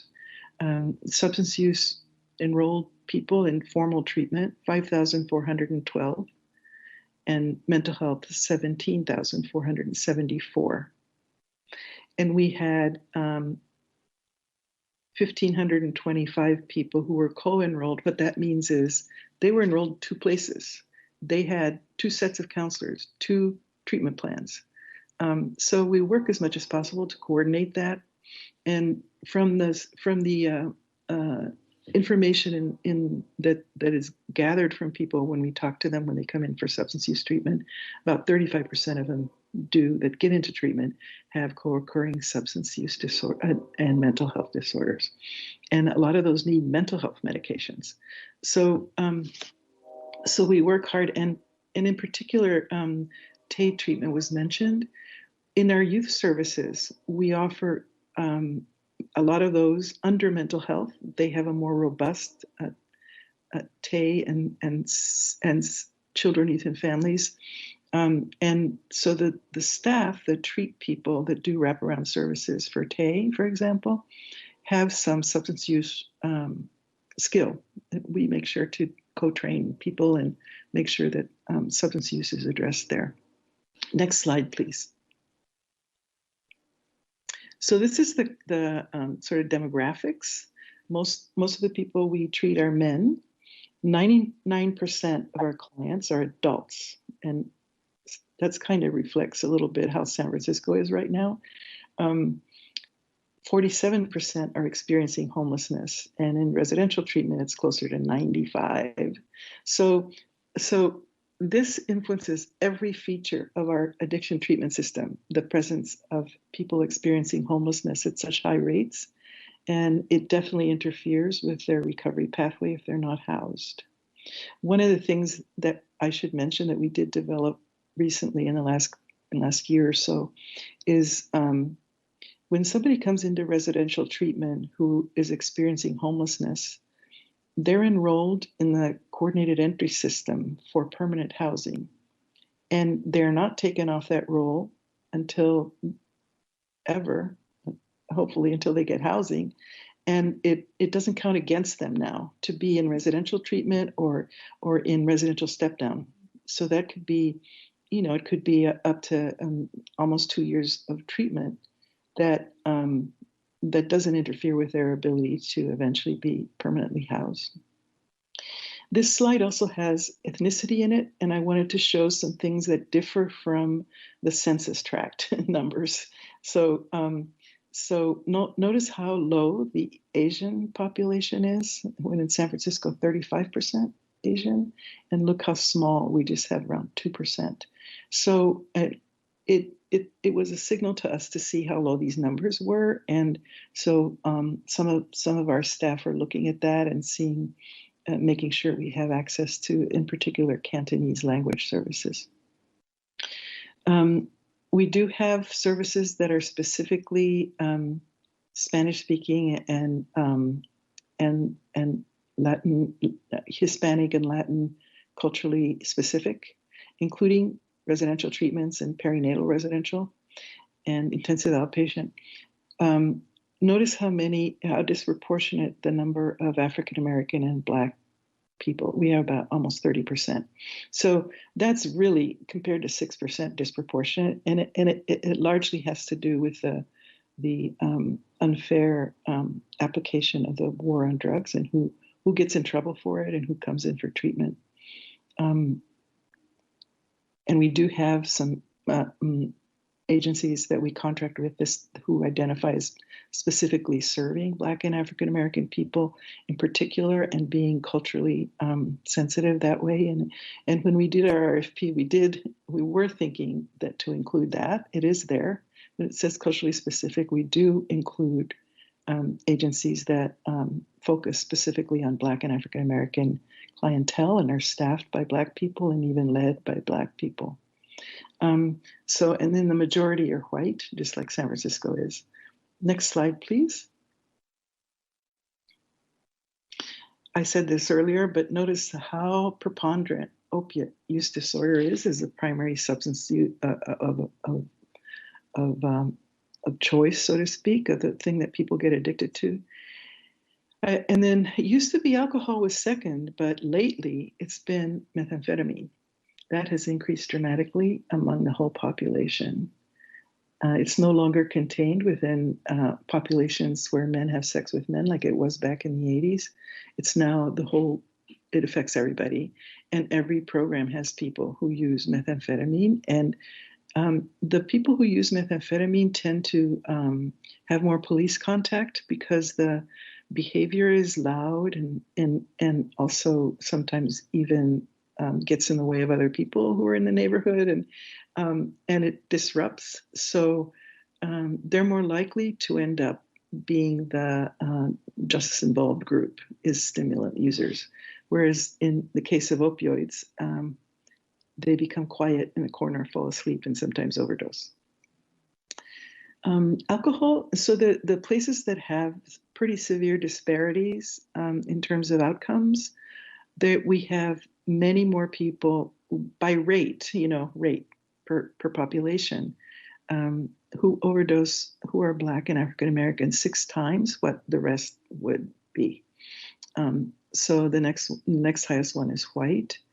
And the same is true for alcohol. Outcomes from alcohol, deaths in particular in Black men from alcohol, and really white people drink more, but if Black people drink, they're more likely to suffer harms from the alcohol. So alcohol is very important to address in our services. Next slide, please.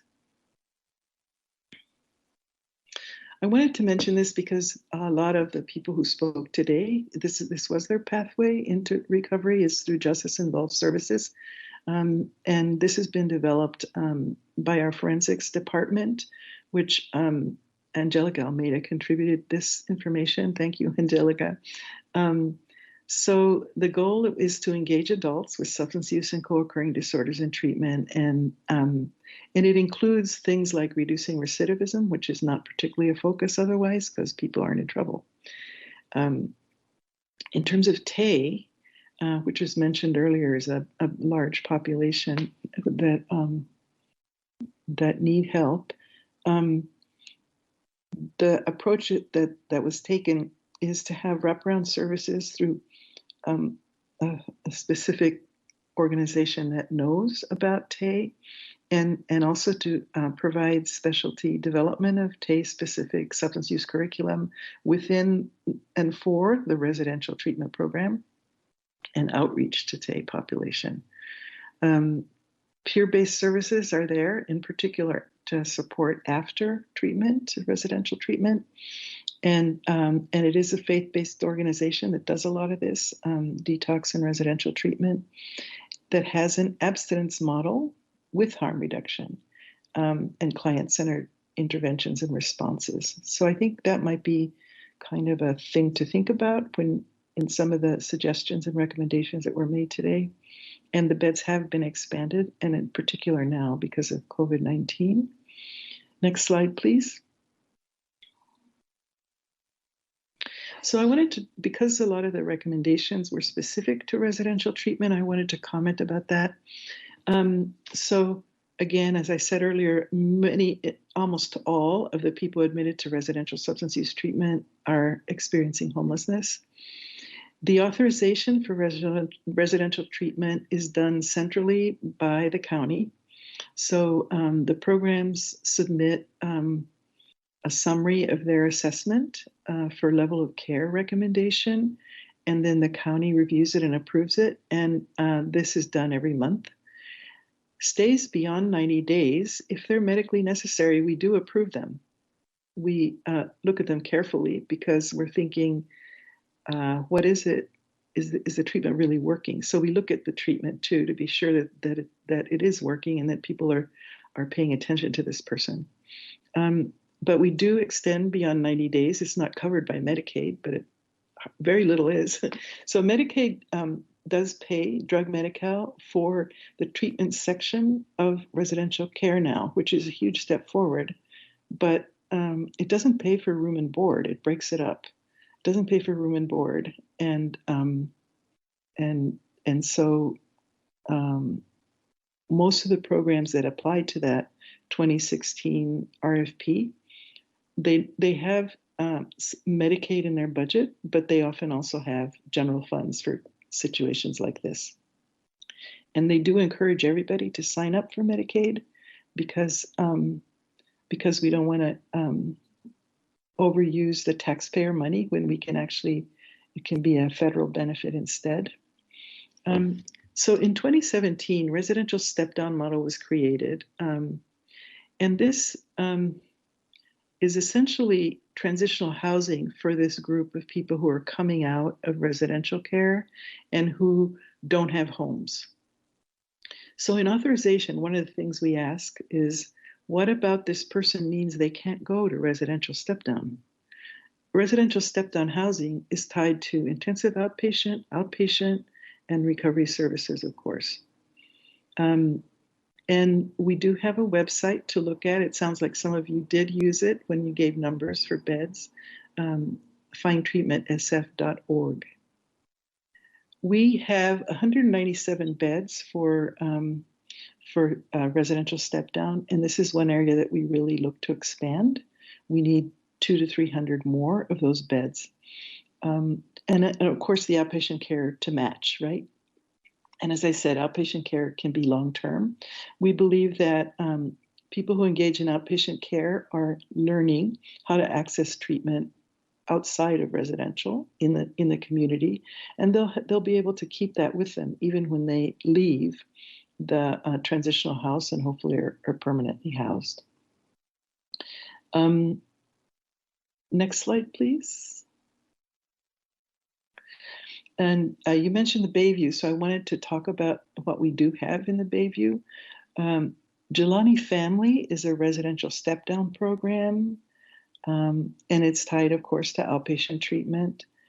Bayview Hunters Point Foundation methadone maintenance program has been there for many years. And another thing that they do, one service they provide, which is really good, is the nurses deliver methadone to people who are incarcerated who are on methadone maintenance. Bayview Hunters Point also has an outpatient program, and some of the people at Jelani Family get their outpatient care there. African American Healing Center is both routine outpatient and intensive outpatient services. And it's the culture of the program, the leaders are African American. A lot of the clients are not. Not everyone in the Bayview, of course, is Black or African American. And then Ward 93, which is the opiate treatment outpatient program, has a van in the Bayview to offer easy access. I believe it's in the parking lot of one of the churches. Next slide, please. And one of the recommendations mentioned peers. So peers make up a huge part of our substance use workforce.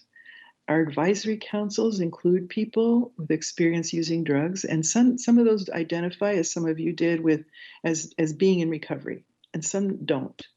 We offer recovery services, including, as I mentioned, 12-step facilitation and relapse prevention.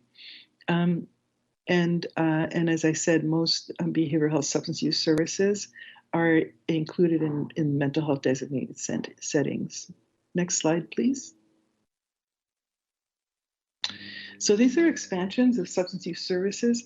Now, a lot of these are, some of these are in response to the fentanyl epidemic, the overdose increase that was so dramatic from 2018 to 2019. And so it includes ways to reach people, as I said, who don't perceive the need for treatment. The national surveys that look at, it's called substance use in households and health, and it's a national survey that's been going on for a long time.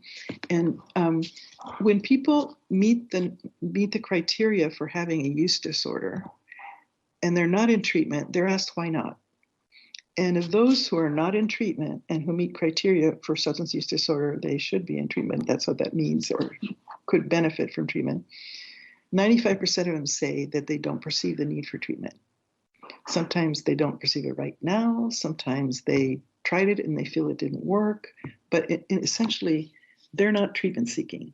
So this is one of the reasons why just building more treatment programs is not necessarily the answer. So we've developed several expansions that that do include contingency management, which is the most proven intervention for stimulant use disorder, and buprenorphine, which is the most proven treatment for opiate use disorder, aside from methadone, which is even longer proven. The other thing that we're looking at is expanding hours of behavioral health pharmacy and of opiate treatment programs and the Access Center. This is also part of the Mental Health San Francisco legislation, which is very good. Overdose prevention site, meaning supervised consumption, is one of the things that was mentioned, and the Drug Sobering Center, which is a place for people to go when they're intoxicated. Both of those things are priorities of the mayor, and they were pretty much interrupted by COVID, but they've started back up again. Next slide, please. So in summary, there's room for abstinence and various recovery paths in our programs. The availability of opiate use disorder treatment medications is vital because of this overdose, in particular, the overdose epidemics, and should be included in any program. Our residential program design is tailored to the needs of people experiencing homelessness in San Francisco by including transitional housing, even though Department of Public Health doesn't do housing. But in this case, we were able to justify doing this as part, and thinking of it as part of reentry into the society and being able to comply with the continuum of care. I really appreciate the recommendations and the opportunity to respond to them today. Thank you very much. Thank you, Dr. Martin. I think those are all the presentations we have, so we can get into questions. I'd like to start. I know that Supervisor Haney also has his name on the roster, but just a few questions. Dr. Martin, I want to start with you, and then I'm going to move over to the other presentation to ask questions there.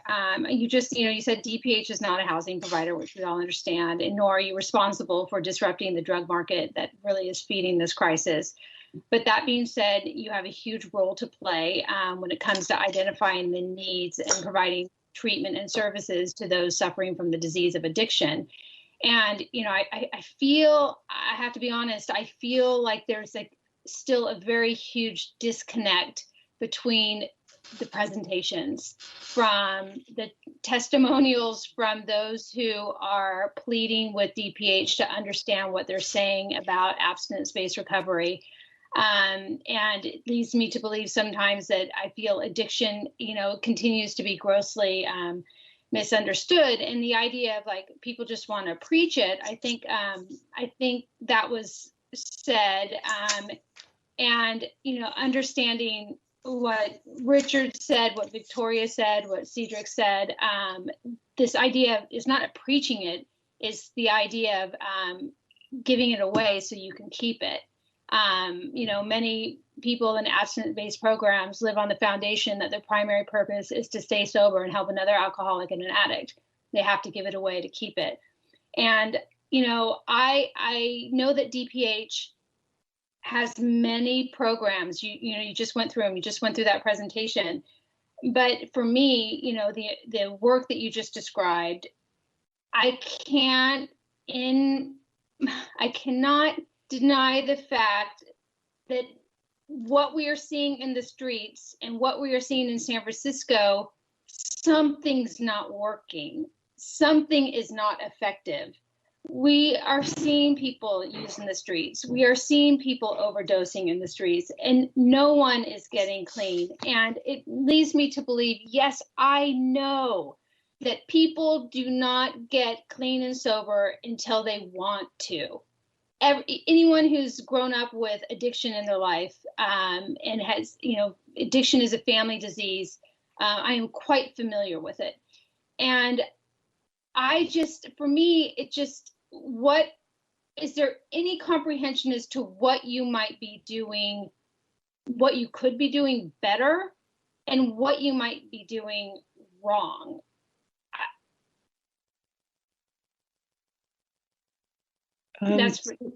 So thank you for the question, and also for hosting this summit and recovery session. So we have a culture of continuous improvement. We aspire to that at least. So we do look at places that we consider gaps, which is, for example, the additional transitional housing during outpatient care. And we try to work on the intake process, especially to residential care. And it's improved over the years, but in addition, now we're doing a lot of things that include linkages. So, and this is part of the response to overdoses too. In order for people to engage and be retained in care,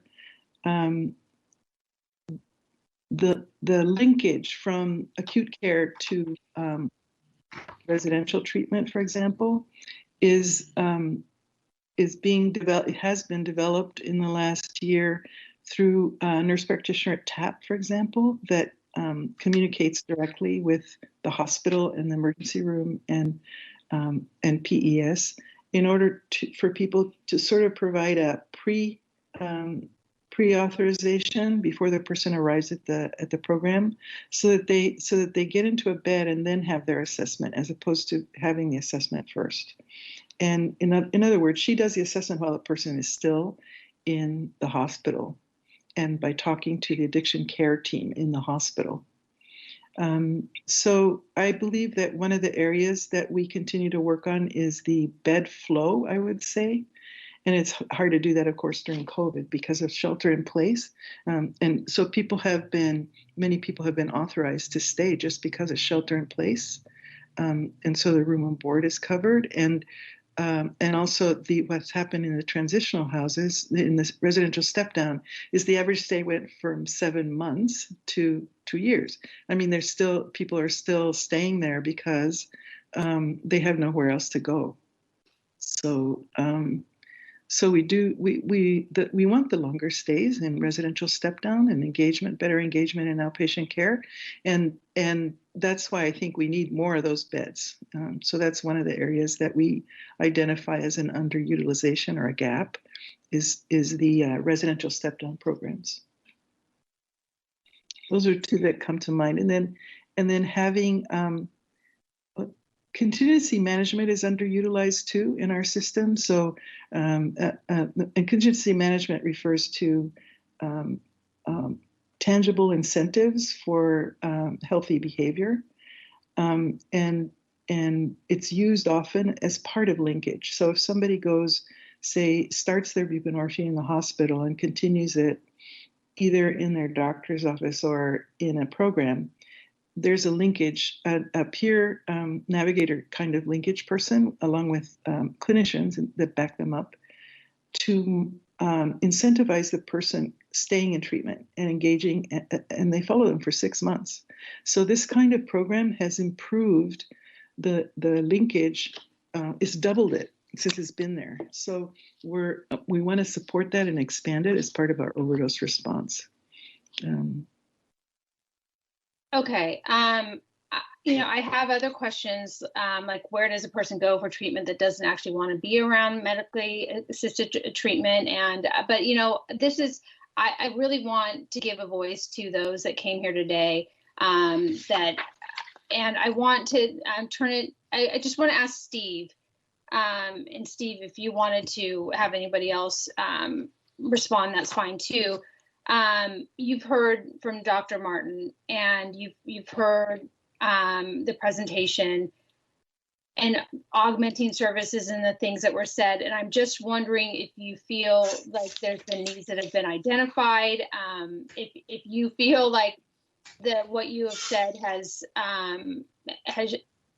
been acknowledged in a way that you feel that there's a path forward, but just to really get your, I think, take on where we're at with this discussion. Thank you, Supervisor Stephanie. And thank you, Dr. Martin, for your presentation. And I want to acknowledge the difficult task that DPH has to do.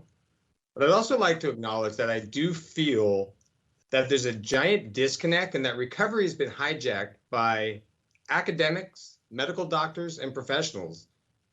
I'm actually not sure I could get clean today, given all that you laid out. There's an interesting dynamic here.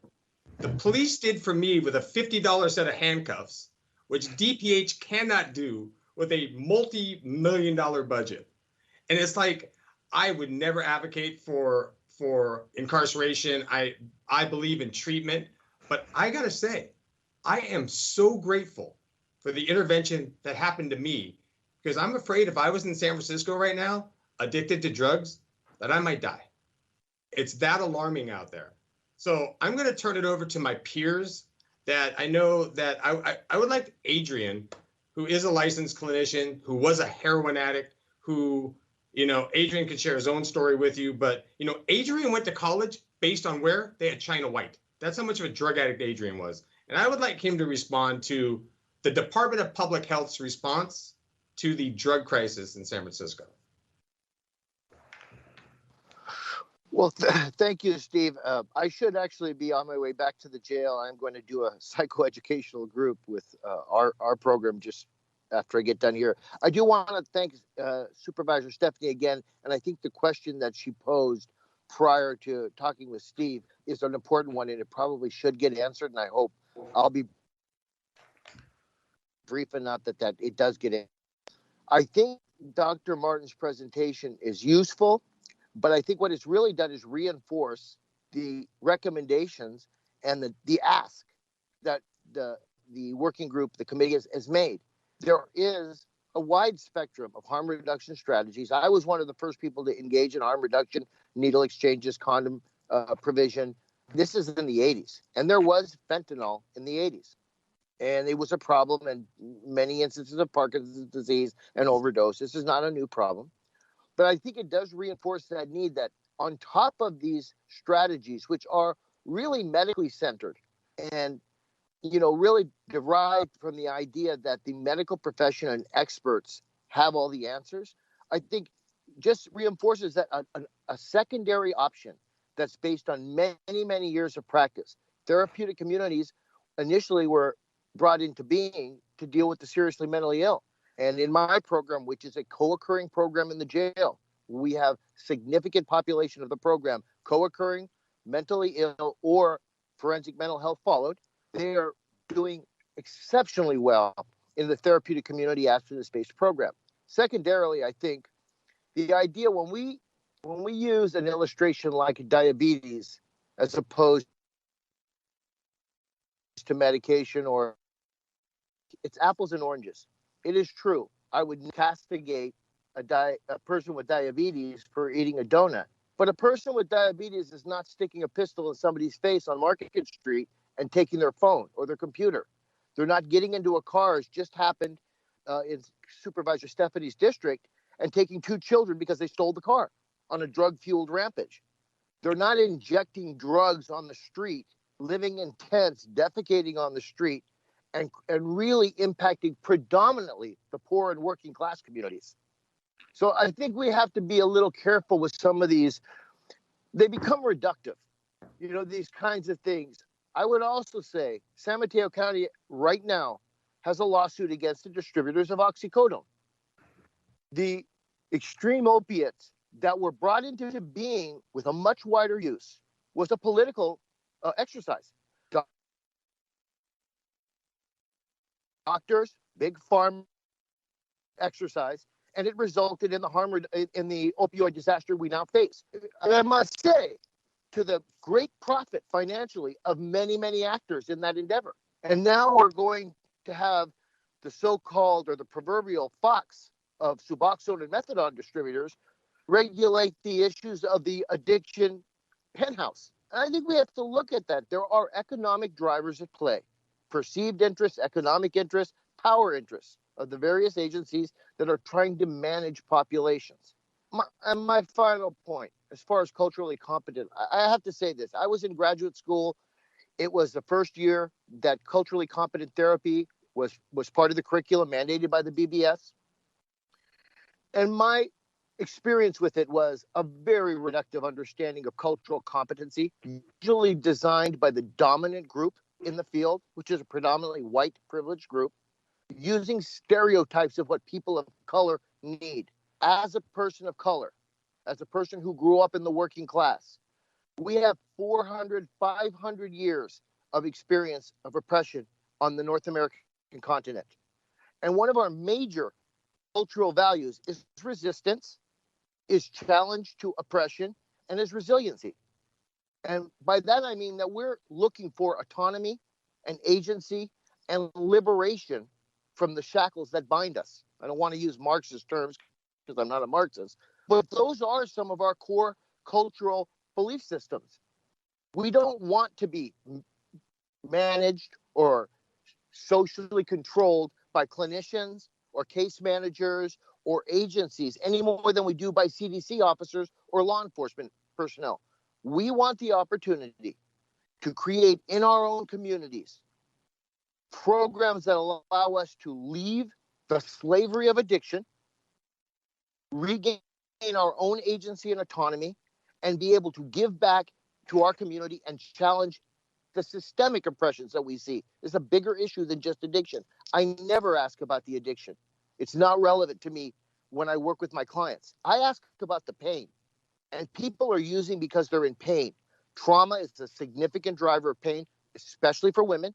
The ACE studies have shown over a long period of time the correlation between adverse childhood experiences and addiction, mental health issues, physiological poor outcomes.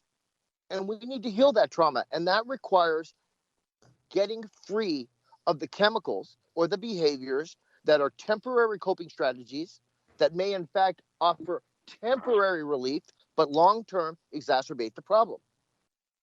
I think Supervisor Stephanie has posed a great question. I think there is more than enough room to have Black-led, and by that I mean truly authentic Black-led treatment facilities in Black communities or Latino communities or Asian communities in which the community has input and it's not just the face of an executive director. We have seen that in law enforcement. Many of the police forces during this past summer that had significant problems were Black-led. Clearly, the identity politics approach is not sufficient. So I appreciate all the work public health does. I work with them constantly in San Mateo County. It is a harm reduction county. But the reality is that there is a need to have an alternative, or not an alternative, another approach that offers another option that is supported, not seen as competition, but as a parallel approach, and that also allows more autonomy and more agency for the people who are the most impacted by this crisis. And those are people of color, Black, brown, Asian, transgendered population, LGBTQ community. Our communities are being devastated. You are not seeing people in tents in Pacific Heights, all due respect to my friends in Pacific Heights, or in the marina. It's just not happening. It's in the Tenderloin, the highest concentration of school-age children and working-class people in the city. So I had to stop. I forgive me for my Fidel Castro-style rant, but I'm really passionate about this. The goal, I think, should be to offer people the most useful options, and hopefully that we are supporting autonomy and agency and liberation, not unending dependence on the state, and socially managed in a more acceptable way. The final thing I would say is I would recommend people read the book Saving Normal by Francis and Bad Pharma by Goldacre. Thanks. Have a great day. I appreciate the time. Thank you, Adrian. I don't think that was a rant. I thought that was really good feedback. So thank you. And I see my colleagues' names on the roster, and I just want to be respectful of them and their time. We have Supervisor Haney and then Supervisor Mandelman. So Supervisor Haney, would you like to ask questions now? Thank you, Supervisor Stephanie, and thank you to all the presenters for your work and your candor and your support for people who are struggling with addiction. And I know that we have many of our city's heroes who have saved so many lives who are on with us at this hearing. So thank you for that. I want to ask a bit about entry points. I know that there was a lot said about the need to promote treatment more and make sure people are aware of opportunities. Increasing awareness, and I have a couple questions about this. One is, of course, we think about it a lot of what's happening on the streets, and I live on Hyde Street. I walk up and down Hyde Street every day, including this morning.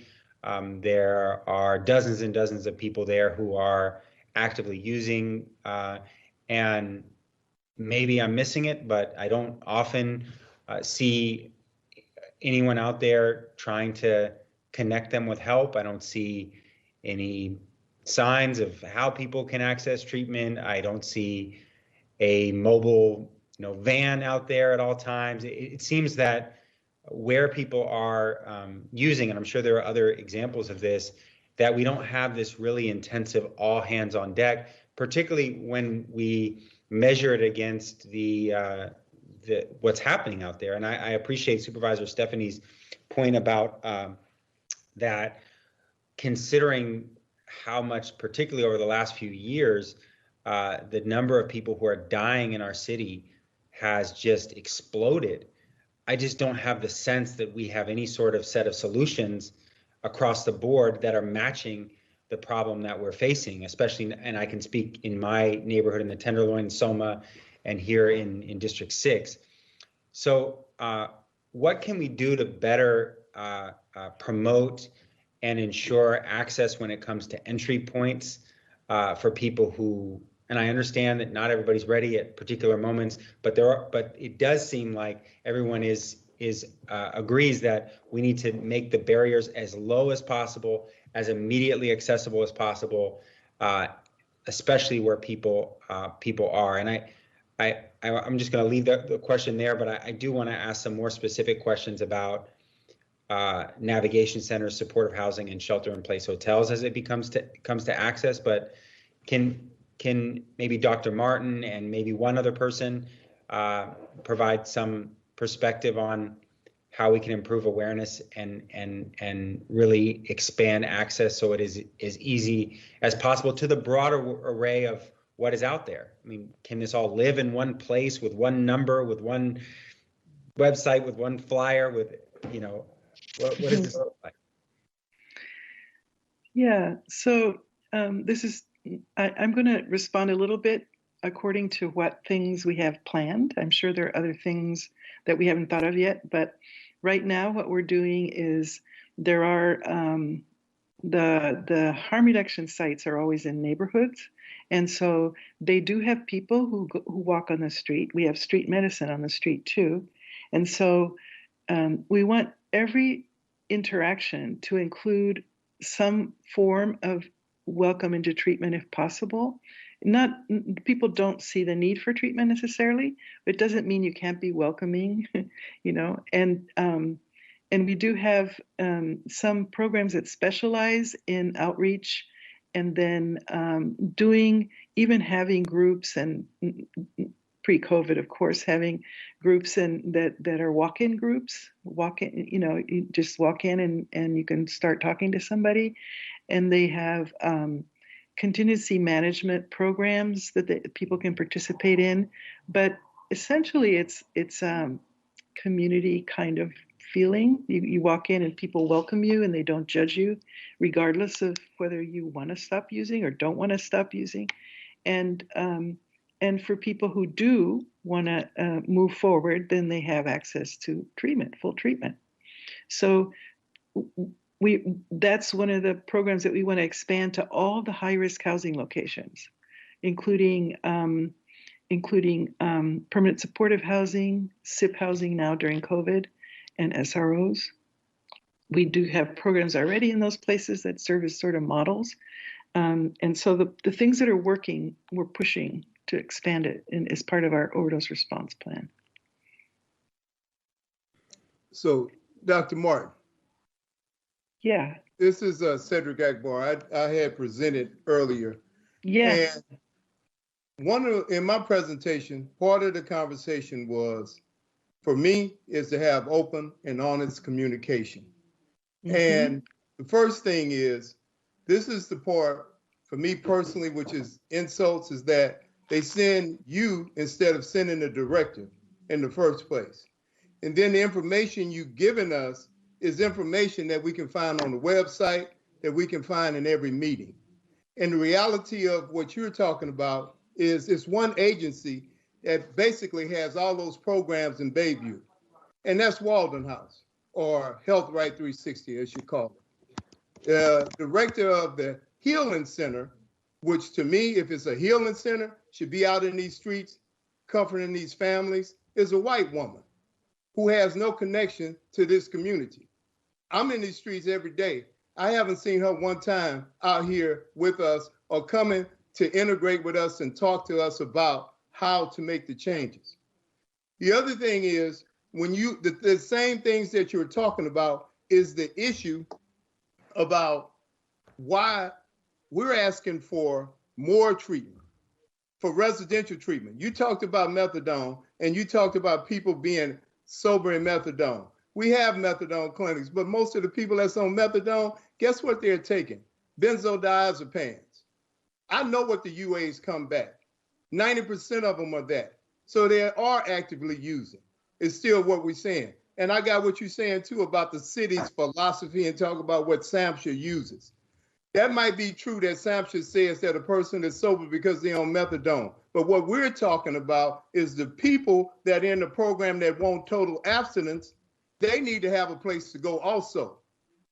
And then you want to talk about what the clients want and what they deserve. And most of us look at it like that. But if I'm out of my mind, just like if I have mental health issues and I have schizophrenia and I need medication to be able to talk to me, if I talk to you while I'm out of my mind, I'm not making too much sense. And sometimes as a family approach and as a collective approach, we have to step in and help one another. So it's like, I'm doing my best to be respectful to you, because what you basically did was insulted us on everything that we just talked about. And I don't want to put you in that position because that's really what shouldn't have been your role. Should have been the director of the Department of Public Health here. And I appreciate you for acknowledging it and saying things. But what we're talking about is meeting, because what you just said is you shut us all down and said you already are providing all of these things.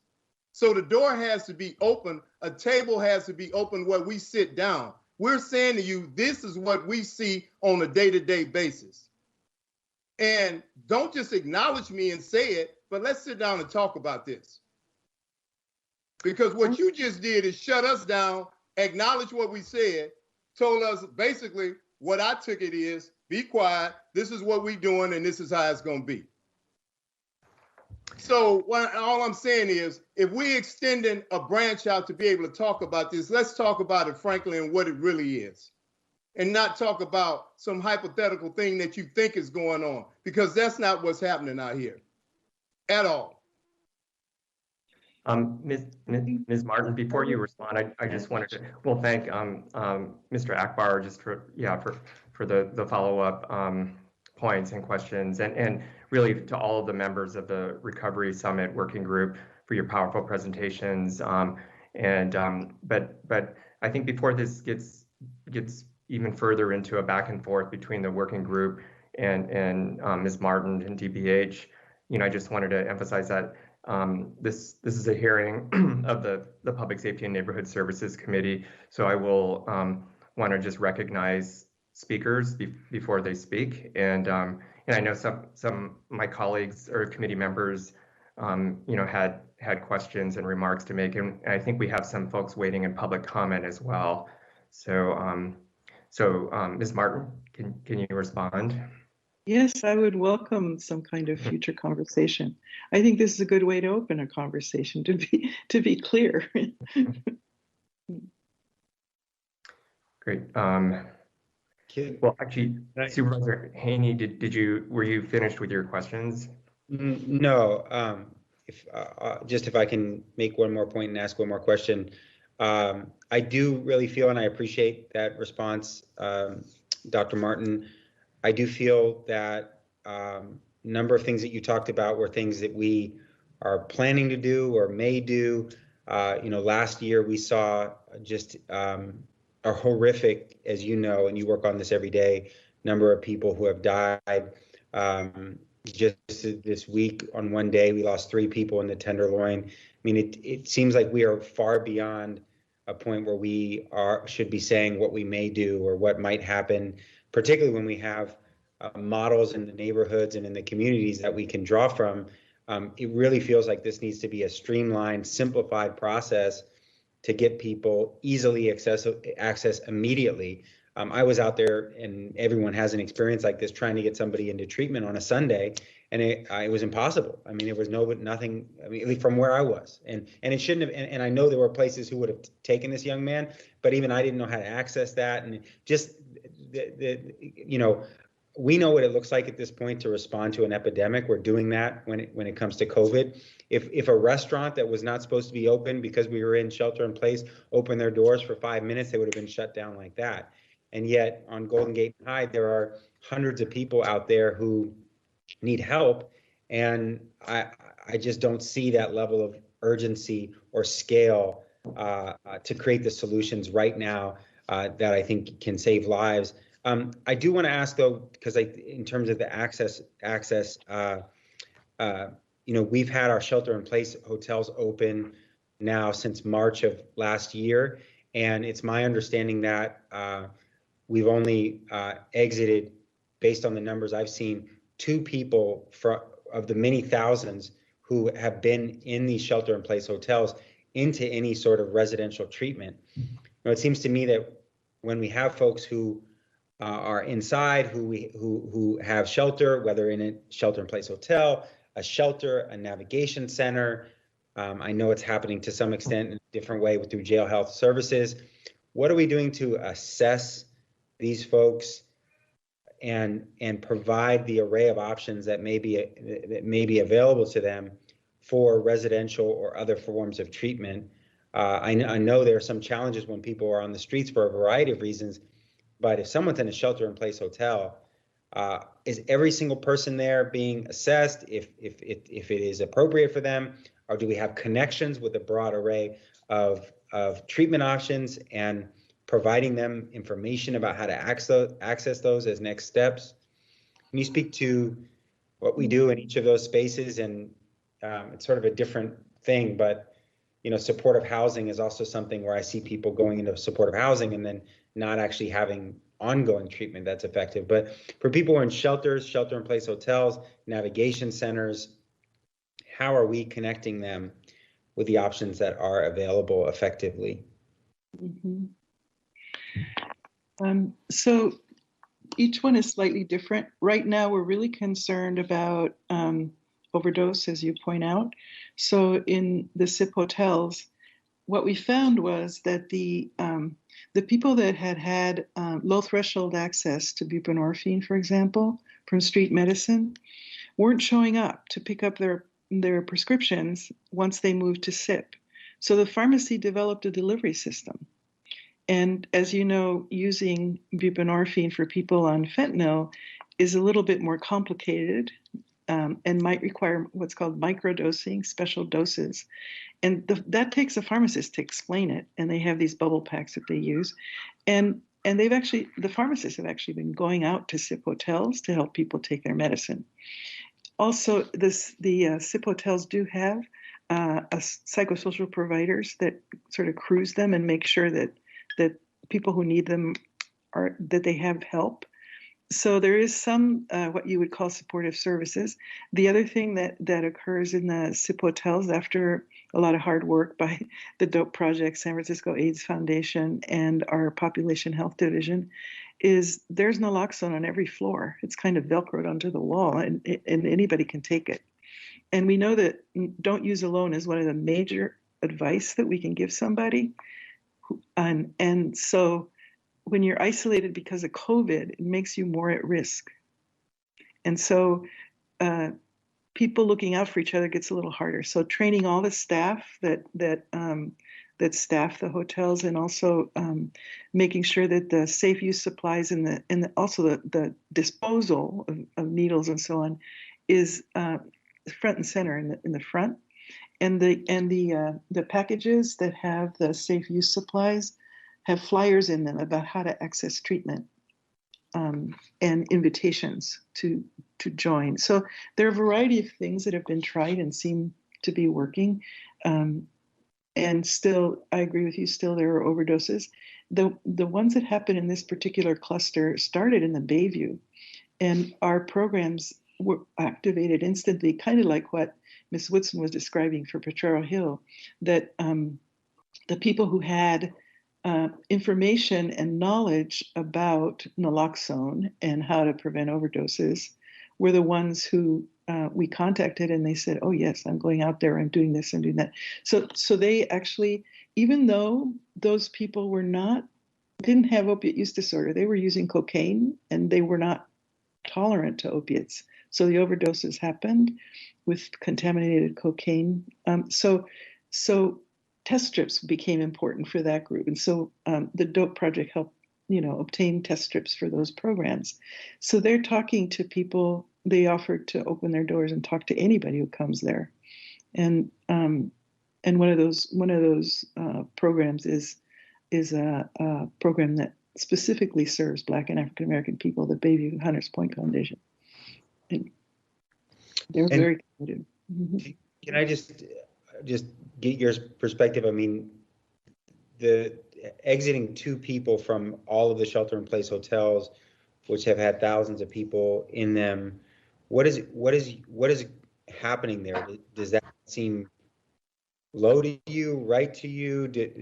Is there a process where we are working with people who are inside environments like shelters or navigation centers or shelter-in-place hotels, and helping them identify more long-term placements like the ones that we heard from today, like the ones that we have as a city? It just seems to me that there's a lot of disconnects here, but one of the disconnects is the way that we assess and enter people and streamline that process into the appropriate treatment opportunity for them. 2 people out of many thousands. There are 2,000 people in shelter-in-place hotels now, but there's actually many more hundreds that have exited. Is there? So the housing part of it, like where they go after shelter in place, where they live, I'm not sure about. That's part of housing, but I am more familiar with the supportive services that are offered by nonprofits, and access to treatment through telephone and televideo is one of the things that's been offered. Not many takers, not many people are looking for treatment. So keeping them safe ends up being very important. And the assessment, when somebody does come in for treatment, the assessment I mentioned is a series of questions about what do you need in terms of withdrawal? Do you have to be in a residential withdrawal program? And depending on the drugs you use, that might influence whether you need medication or not. And then on the medical side, do you have medical needs that are urgent, like an infection or something that has to be treated right away? And then the third dimension is mental health. So if somebody is outright psychotic, for example, that determines a lot about where they end up. And then the fourth one is what's called readiness, which means preferences, basically, about what the person would want right now, and whether they would stay, in treatment if we introduce it.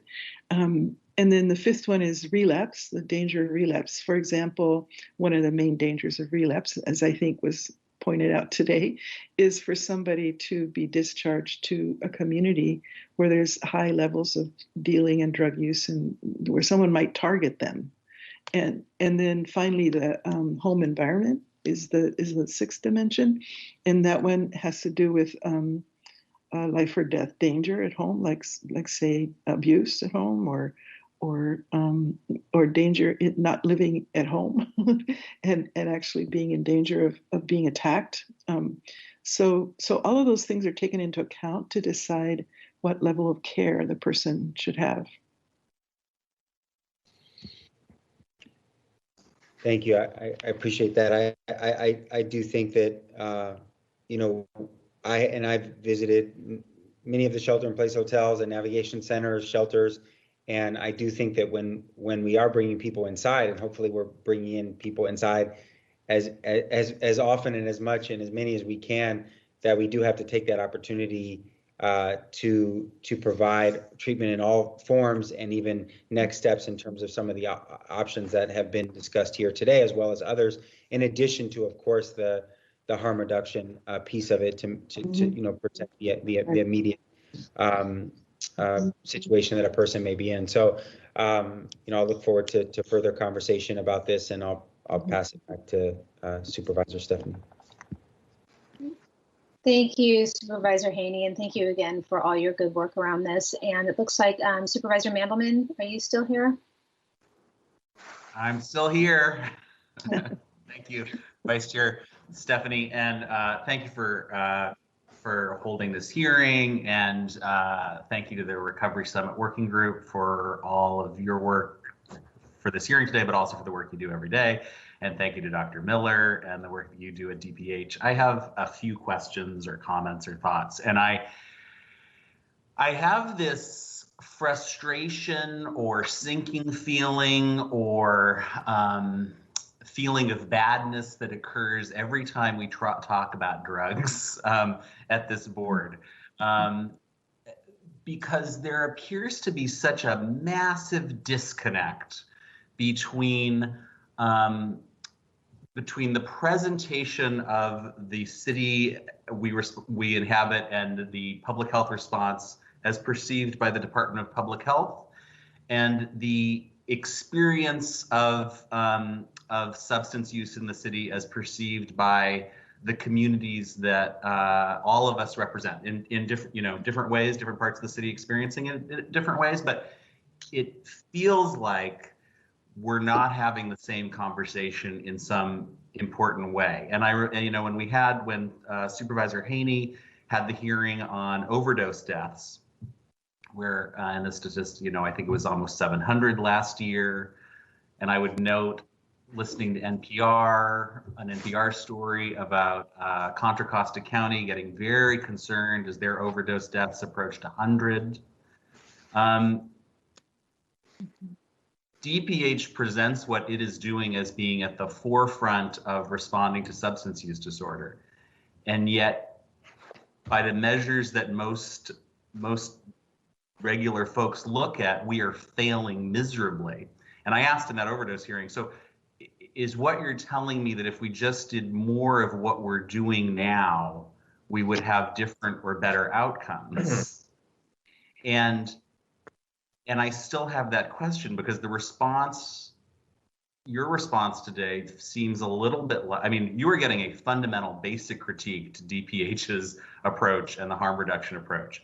Folks are saying, you know, fine, continue doing some harm reduction, but actually we need to be doing other things. That, you know, that some greater consideration of abstinence-only programming would actually help, would move us in a different direction. That if we, that there are ways that we could be approaching this massive drug problem the city has differently, that would be getting us to different places, or to a different place. And that is, you know, that has some, it's at least something that a policymaker like myself has to think about or listen to, because what we seem to be doing now doesn't seem to be working. And there are 700 dead people last year, and there looks like there's, you know, who knows how many more dead people there will be coming in the coming year.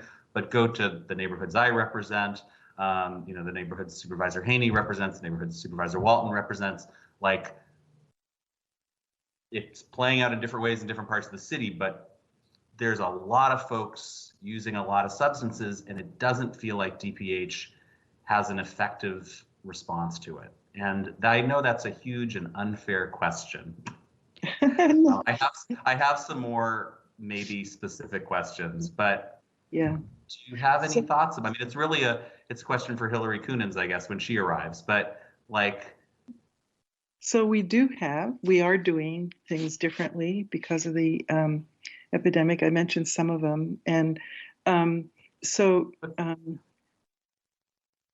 people who are dying are not the ones in treatment. In fact, some of those people are working next to you. You don't even know they're in treatment. They're doing so well. And so I'm in a privileged position to know who they are, right? And see that they do benefit from treatment, and that treatment protects people against dying from overdose. The ones that I don't think do such a good job of are the ones that aren't in treatment, and those are the most visible ones. And so that's why we have proposed and started to work on where we offer treatment, making it like on the street treatment, you know, like street level treatment, basically. And I think the argument is something like, and I don't know if this is right, but I think the argument is something like, San Francisco does some innovative things around treatment. Mm-hmm. We also enable and allow and are very creative in our interaction with the drug using population that makes San Francisco a good place to use drugs. Mm-hmm. That may make it easier for folks to continue using drugs. I don't know if this is right. I mean, this is sort of a data and analysis, and we need someone to figure this out, I think, unless maybe you have the answer. But even in the discussion of overdoses, you talked about the relative sophistication of our drug using population, and that notwithstanding the flood of Narcan that we're sending out into the world, that people adapt their behavior and then are able to use substances that maybe people in other places would be scared of using because they might die. And that the whole threshold goes up. And just, and again, I'm not saying this is happening because I'm not an expert, and but this is the conversation that I think is happening in the community, and a real questioning of some of the harm reduction assumptions. And I think it would be good for DPH to figure out how to respond to it or address that if you think that that analysis is wrong. I mean, Tom Wolf's on here. He said San Francisco, it's a place where it's too hard to get clean and it's too easy to access drugs, or something like that. That it's that we have both those things going on. Well, there's no question that San Francisco is different from other places in some ways, and one of them is how welcoming and accepting the community is to various kinds of people from various countries and who have different behaviors. And the other part is there's so many people who are homeless, who really don't have anywhere to live, which may not be true in other places. The income disparity is huge, which makes it harder, for example, to do the rehabilitation part, getting people good jobs and competing with other jobs. And so I think all of those things are part of what plays. There's absolutely no question that harm reduction saves lives. That's been proven over and over again, and that it's a good intervention. And our San Francisco people who use drugs have reversed 4,000 overdoses last year in 2020. So that's I mean, something there is working in that we don't have more deaths because of that. But it's a weird metric if the deaths that we are having, I mean, we have way more people being saved and we have way more people dying too. I mean, we're just like on an order of magnitude different on both levels from other places. Yeah, I think that the equitable distribution of naloxone should keep up with the overdose. In other words, if overdoses are happening more often, we need more naloxone, is how I would say it. More easier access to it and safe use supplies. I think that the challenge to us who offer treatment is to make it easier and more welcoming, and make it attractive. And it's not. Do we need to nudge people more into treatment? Do we need to be pushing more? Yeah, so we're, in a way, that's what's happening at harm reduction locations that offer teleaccess to buprenorphine with an iPad. It's a nudge. It's a here, try this kind of approach.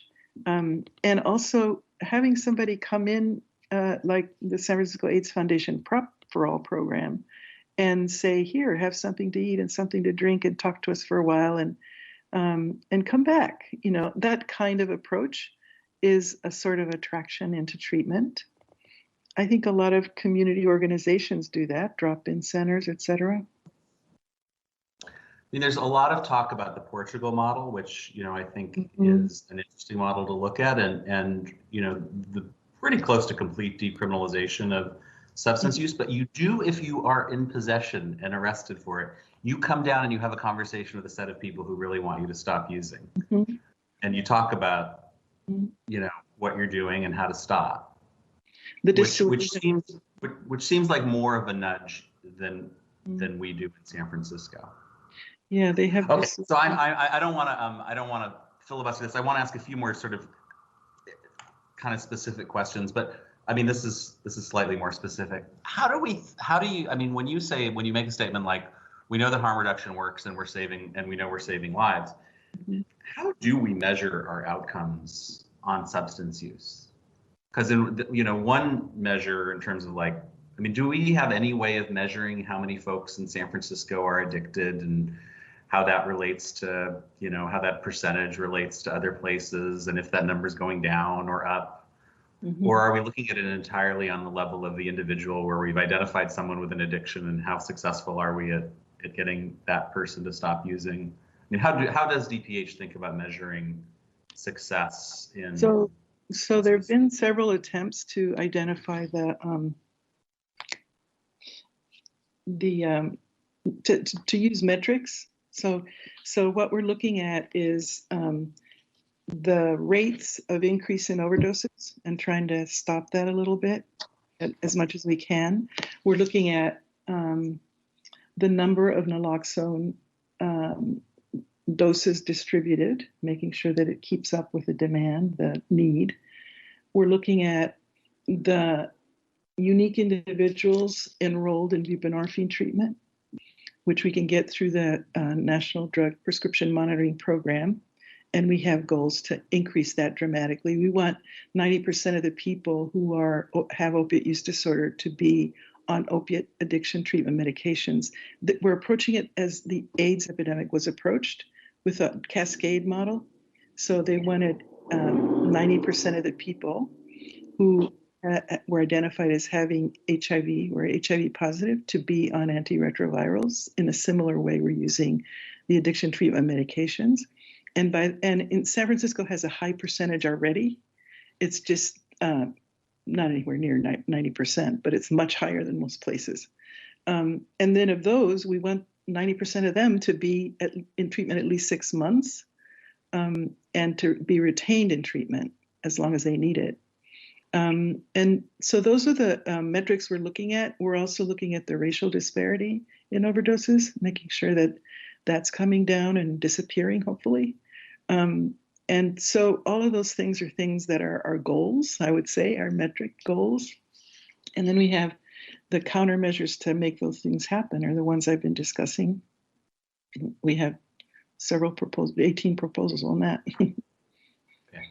2 more specific questions and a comment, and I'll get out of the way.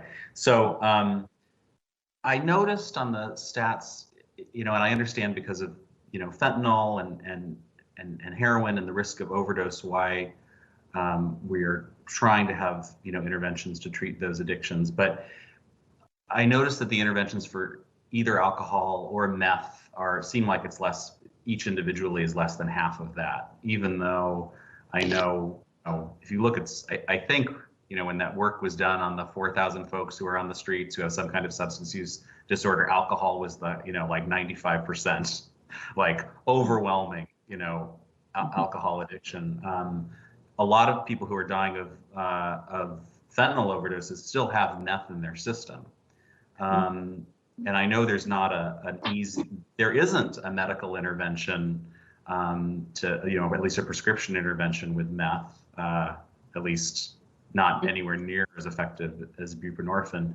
But it was striking to me how much less we do in trying to treat alcohol and meth than opioids, even though it's all kind of often part of a swirling set of, challenges. Mm-hmm. Yeah. I don't know if you have any thoughts about that. So there's no specific FDA approved medication for stimulant use disorder. However, there are good treatments, including contingency management that I think was mentioned today several times. And that's the one that's shown the best output, and also cognitive behavioral treatment. And cognitive behavioral treatment shares qualities with 12-step programs in that, especially the don't catastrophize part of it, that's changing how you think about your life helps you get better. But contingency management is something that that's easy to understand for people who are cloudy in their thinking, perhaps intoxicated, whatever. So, and the most severe kinds of stimulant use disorder appear in psych emergency in psychotic states. So they do need medication to bring them down. And I guess I'm trying to think about those kinds of interventions versus 12-step programs, because I mean, what is the efficacy of, say, contingency management versus 12-step programs, and is that measured? Well, 12-step programs are not a treatment. 12-step programs are community anonymous, right? Right. So it's so hard to measure. But whether we call it a treatment or not, if we're looking for what works, isn't it interesting whether contingency management is how that relates to, going to meetings? Yeah. So and working staff. 12-step programs have been studied. You just can't do a double-blind control study, but you can study the people who get there and do it, what can predict how they're going to do. Like if you look at the people who come in today to 12-step meetings, there have been people who followed them over time and see what gives you a sense of who's going to do well and who doesn't. And the answer is really the people that get most involved and most tied to their program. And so there is a relationship part of it that's key. I mean, that's obviously key, and mutual support.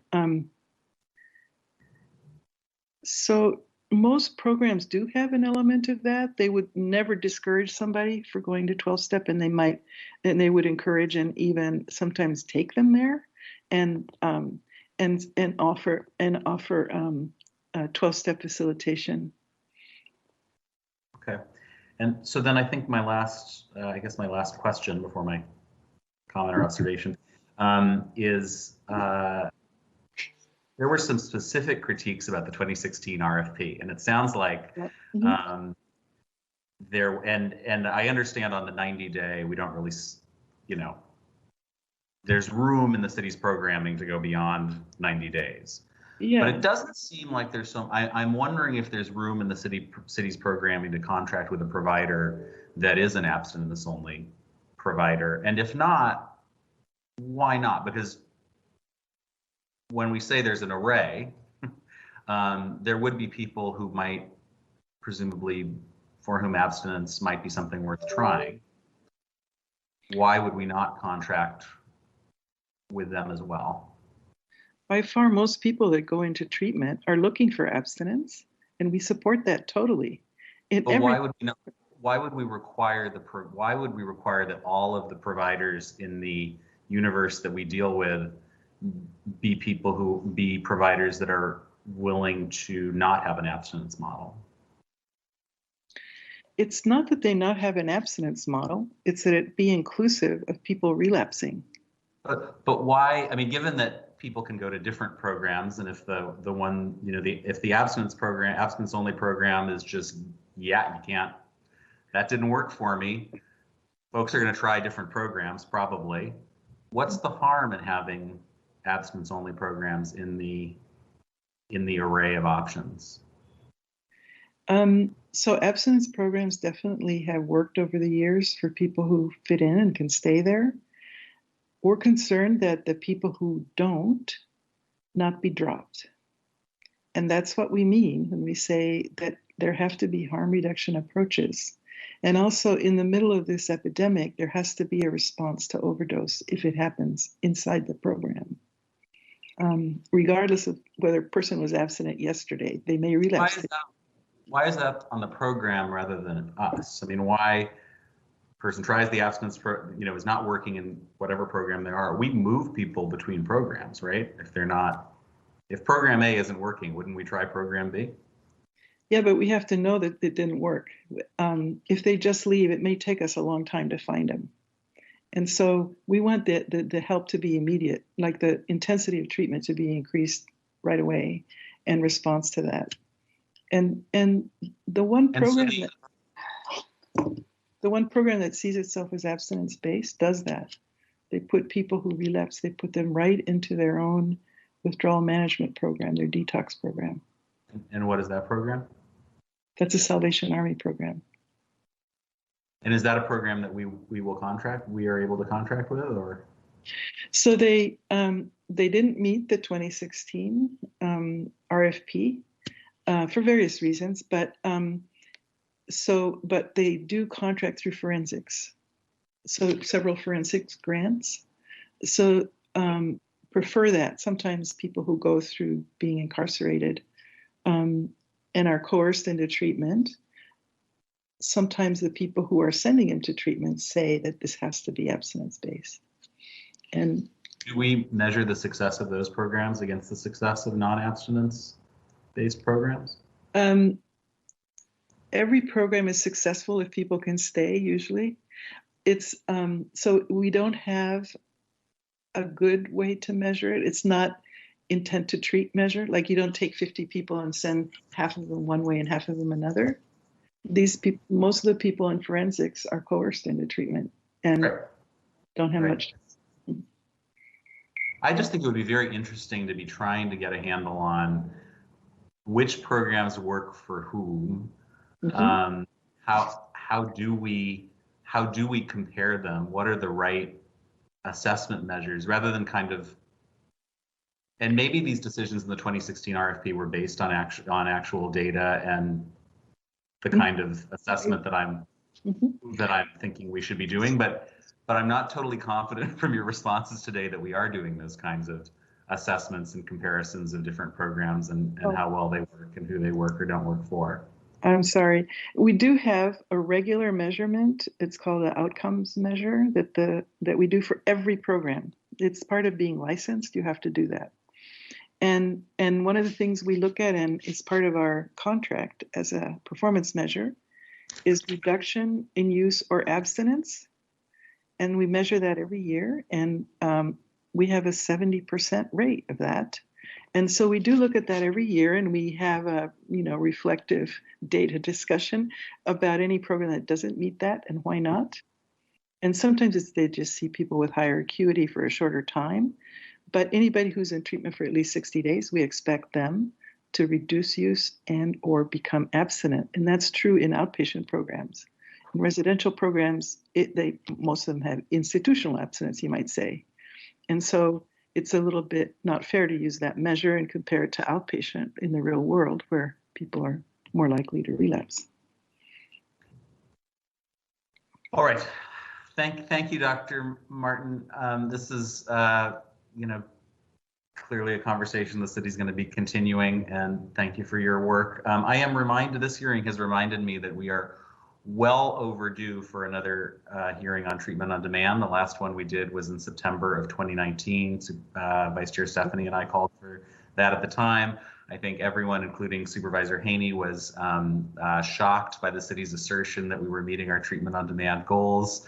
I think some of the questions Supervisor Haney has asked about, well, are we seeking, or are we even trying to get customers? You maybe meet your treatment on demand goals if you're, not seeking to boost demand.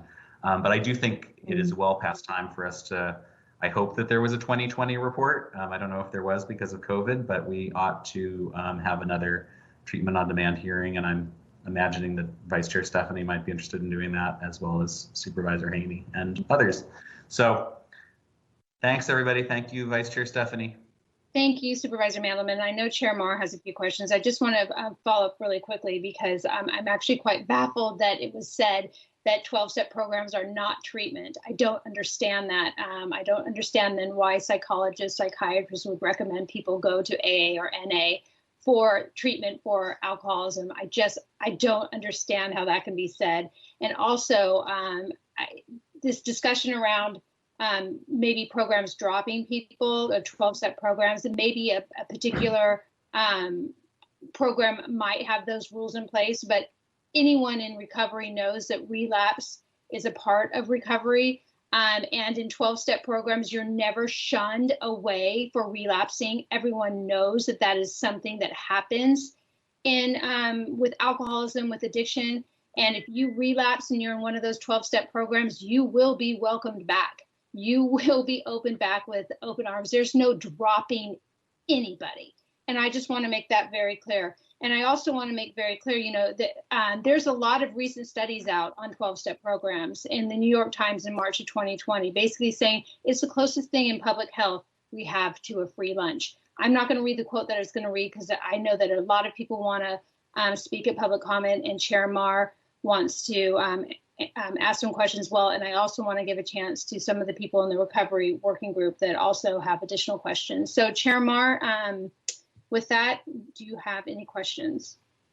Yeah, thanks again, Vice Chair Stephanie, for calling this incredibly important hearing and for this really important discussion we're having today. I did want to also thank all the presenters, the community advocates and leaders for sharing your very powerful personal stories, and really also your recommendations for what really needs to happen based on your lived experience and really struggling with these important issues for years or even decades. I do want to really acknowledge that I hear and support your call for the urgent need to expand access to treatment and recovery programs in our city alongside our harm reduction programs. And also I really hear and support your call for community-led, peer-based, and really Black-led solutions and programs.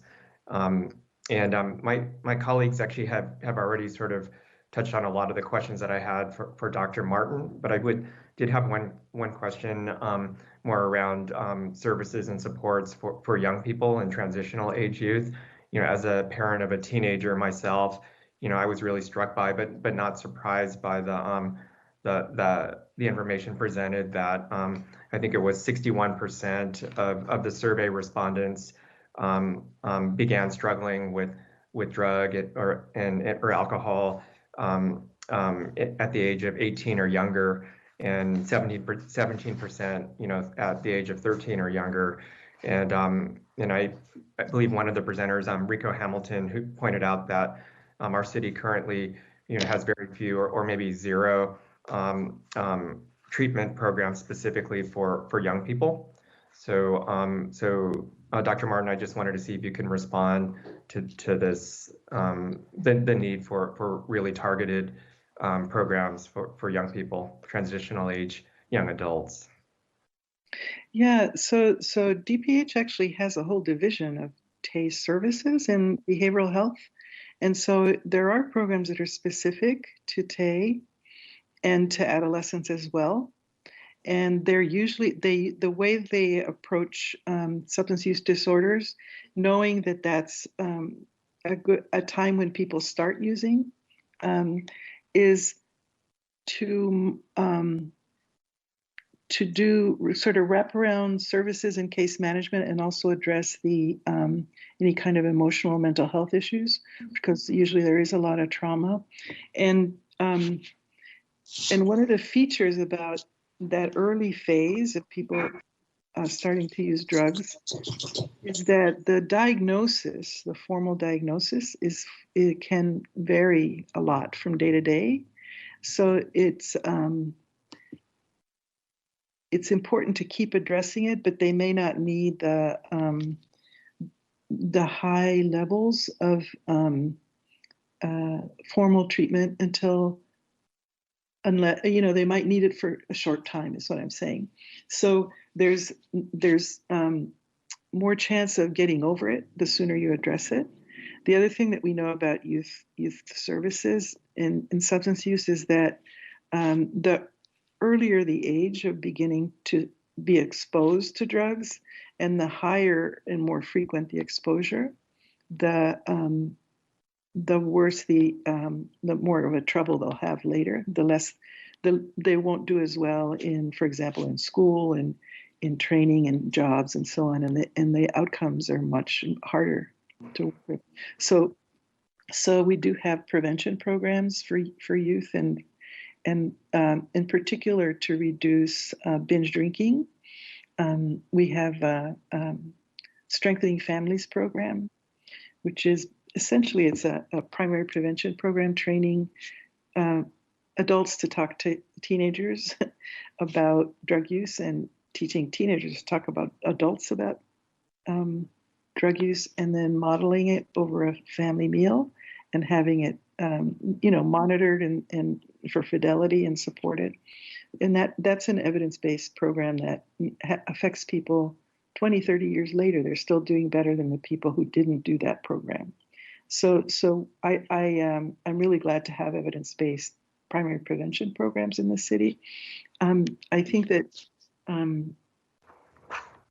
the training, the co-training is of people, the providers like the social workers and counselors and therapists who work with adolescents and TAY, includes not only mental health but substance use disorders, and should continue to do that. So it's not that we don't have any programs, it's that they don't show up on the substance use side, even though they're co-occurring. We do, of course, probably the place in substance use treatment that sees the most TAY is in our pregnancy programs, because it's a younger crowd usually that gets pregnant, and also, of course, we see the people who are in juvenile probation, the young people, and at Homeless Youth Alliance, that substance use treatment is offered there by street medicine folks. Thank you, Dr. Martin. I know some of the working group members have their hands up for questions. So, and I believe we have people waiting to speak in public comment. But Vice Chair Stephanie, did you want to take? Do you have some further remarks, or do you want to lead the? Yeah, thank you, Chair Mar. I don't have further remarks at this time. I feel maybe we turn it to public comment now, and then Steve, we come back to you and have those that have their hands up. I see Victoria and Tom weigh in. Is that does that sound okay to you, Steve? Okay, so let's, Chair Mar, can we open it up for public comment? That sounds great. Great, Mr. Clerk. Yes, thank you, Mr. Chair. Operations will check now to see if we have any callers in the queue. Mr. Koo, please let us know if we have any callers that are ready. For those who have already connected to our meeting via phone, please press star followed by 3 to be added to the queue if you wish to speak for this item, this being agenda item number 1. For those already on hold in the queue, please continue to wait until you are prompted to begin. You will hear a prompt that informs you that your line has been unmuted. That will be your opportunity to speak. For those who are watching our meeting on San Francisco Cable Channel 26 or via a streaming link or through sfgovtv.org, if you wish to speak on this item, please call in now by following the instructions which should be displaying on your screen. I'll repeat them. You will dial 415-655-0001. Enter the meeting ID for today's meeting. The meeting ID is 187-781-9333. Following that, you'll press the pound symbol twice and then press star followed by 3 to enter the queue to speak. Mr. Koo, could you please connect us to our first caller?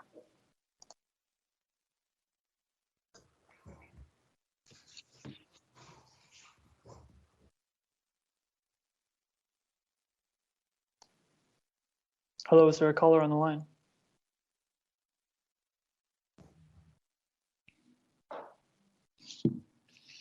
If you've just heard that your line has been unmuted, then it is your opportunity to speak. Is there a caller here?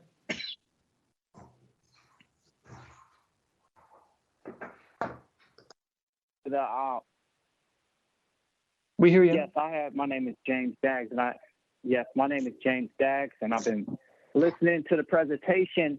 And you know, my family came to San Francisco, Bayview, Hunters Point from the segregated South to have a better opportunity in San Francisco, and we never thought that generations and generations that we would be dealing with drug addiction.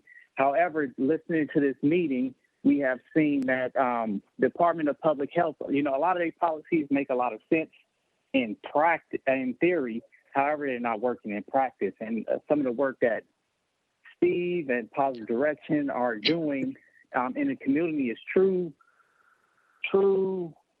It's policies that truly work, and we need to have more options and different treatment concepts so that individuals in San Francisco can get the treatment that they need. And I definitely know that the work that they're doing, it works. You know, as me, as a young person that experienced substance abuse and was a consumer of the criminal justice system, I've seen how a community-centric program that used different concepts actually worked and helped me.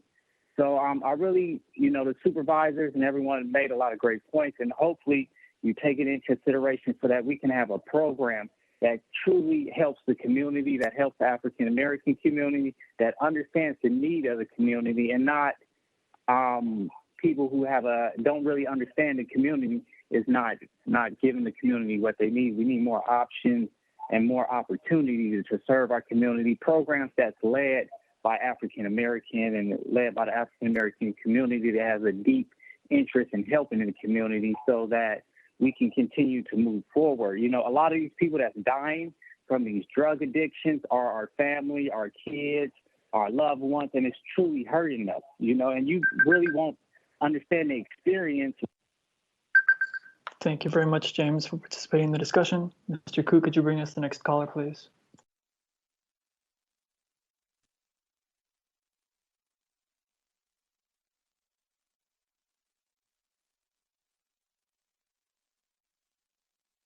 Is there a caller on the line?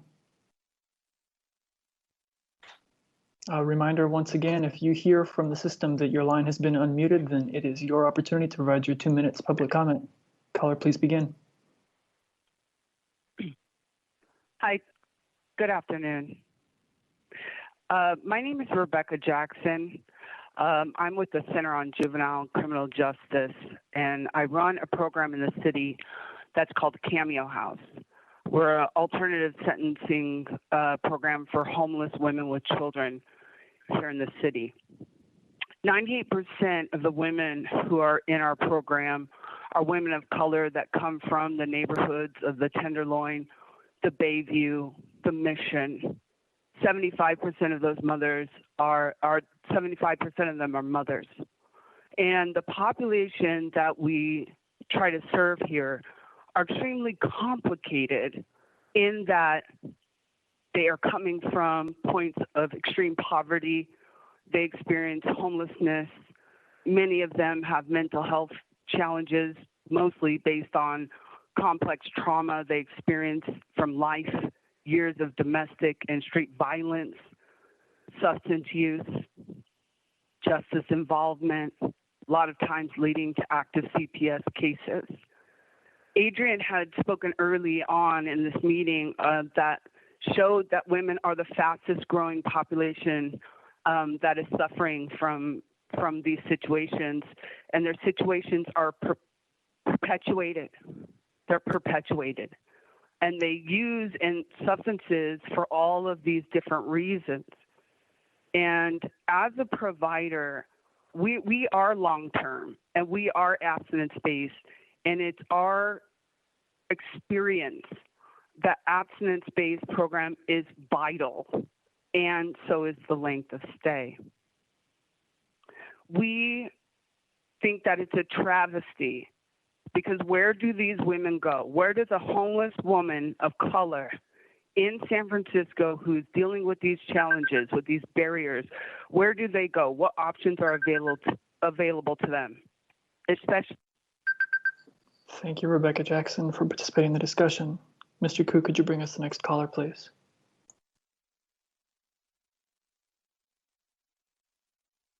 Hello, everyone.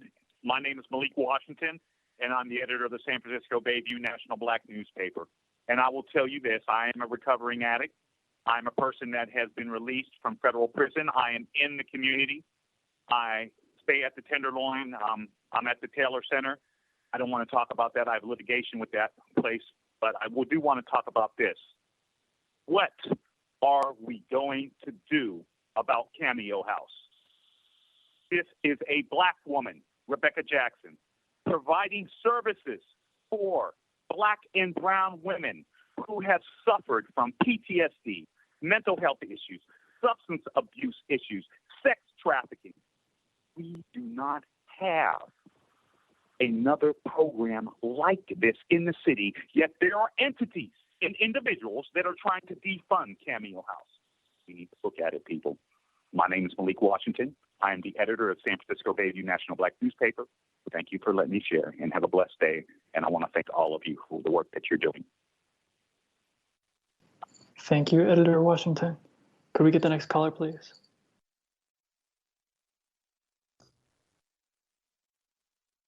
Good afternoon, supervisors. My name is Wesley Saver, and I am the policy manager for GLIDE. GLIDE has implemented harm reduction strategies since the beginning of the AIDS epidemic to curtail the spread of disease and reduce stigma. We know that people thrive not by punishment and shame, but through education, opportunity, supportive services, and respect. People are hunted and caged in this country for their drug use. However, because many people will continue to use drugs and engage in other chaotic or risky behaviors, despite abstinence, conservatorship, criminalization, and prevention efforts, GLIDE uses a health and human-centered approach which respects the rights of people who use drugs.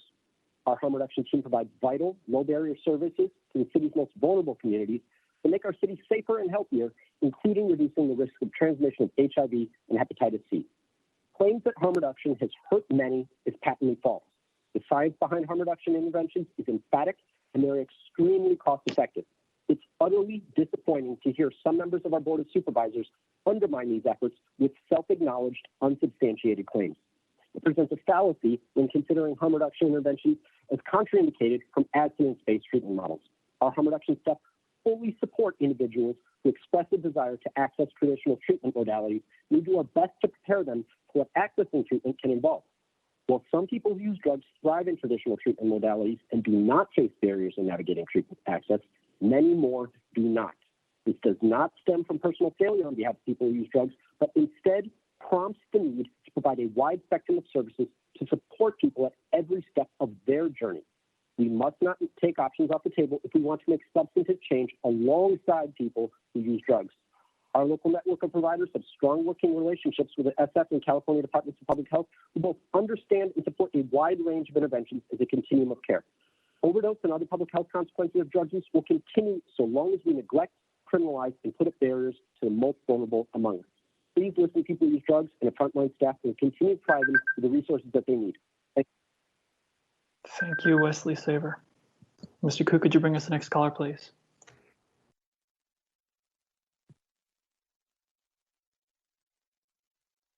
Hi, this is Laura Thomas. I'm the Director of Harm Reduction Policy with the San Francisco AIDS Foundation. And I want to say a big thank you to Supervisor Stephanie for your very clear acknowledgement up front that harm reduction works and that you support it.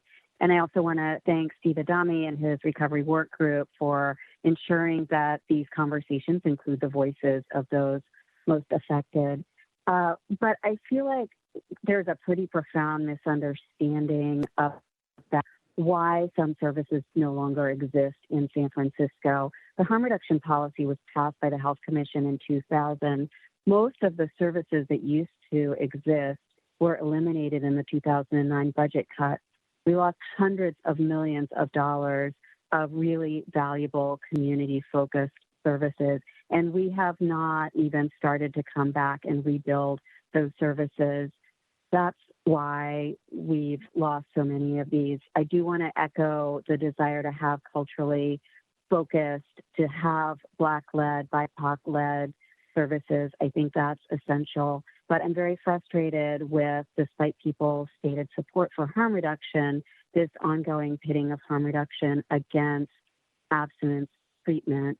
So much of the city's funding goes to the residential treatment programs that, by and large, are serving people for whom abstinence or recovery is their goal. This idea that somehow we have extensive support for harm reduction services just doesn't ring true to those of us on the ground, understanding that there's so much more that is needed to save lives while there are large amounts of money going to abstinence-focused treatment programs. But I heard Cedric Akbar's call to speak, and I'm ready and willing and happy to help figure out how we can expand treatment. Thank you, Laura Thomas, for your comments. Mr. Koo, could you bring us the next caller, please?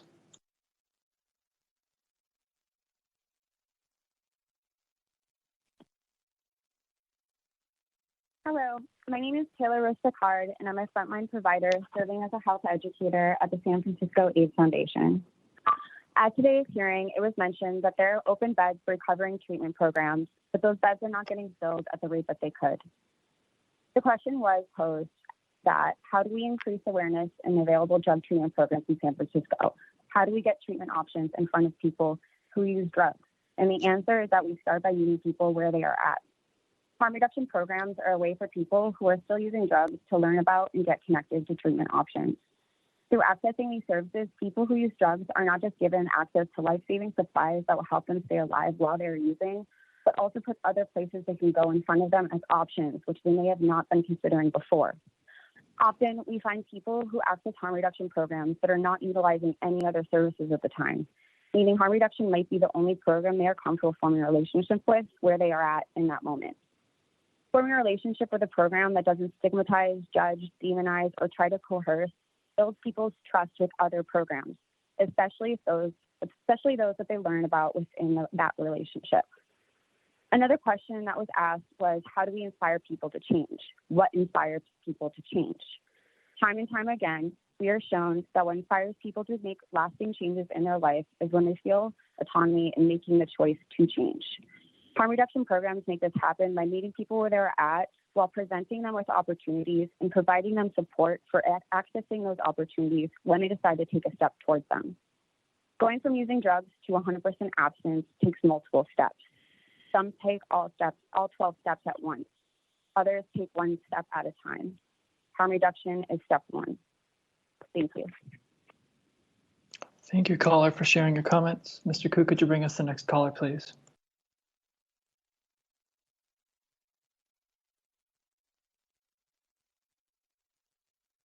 Good afternoon. My name is Paul Aguilar. I'm a 57-year-old fourth-generation native who is a success story from the services from 20 years ago. When I first entered treatment, it was to wait to go into a residential program. All that was available until that bed was open was outpatient programs. It was harm reduction. I wasn't ready to stop until I got into the residential treatment program. I was also part of the original team that implemented Prop 36 back in 2000 with Bruce Oksenia. And there was a definite choice to put that program through the Department of Public Health to treat the substance use as a public health issue. You had to try really hard to not get a treatment slot in Prop 36 because we understood that relapse is part of the disease. Unfortunately, it happens to be. We didn't penalize somebody for relapsing. We just found a program or another modality that worked for them. I have now, this past January, celebrated my 28th year of sobriety. When I was listening to Cedric list the number of programs that are no longer existing in San Francisco, I was appalled.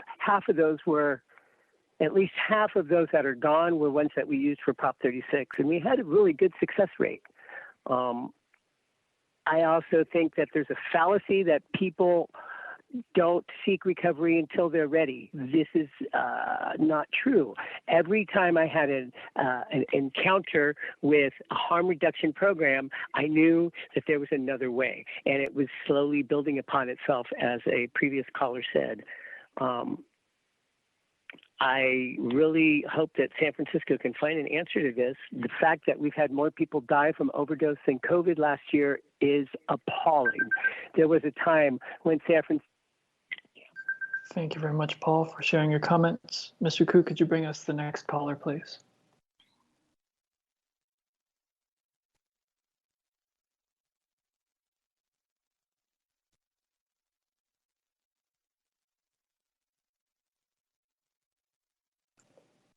Is there a caller on the line?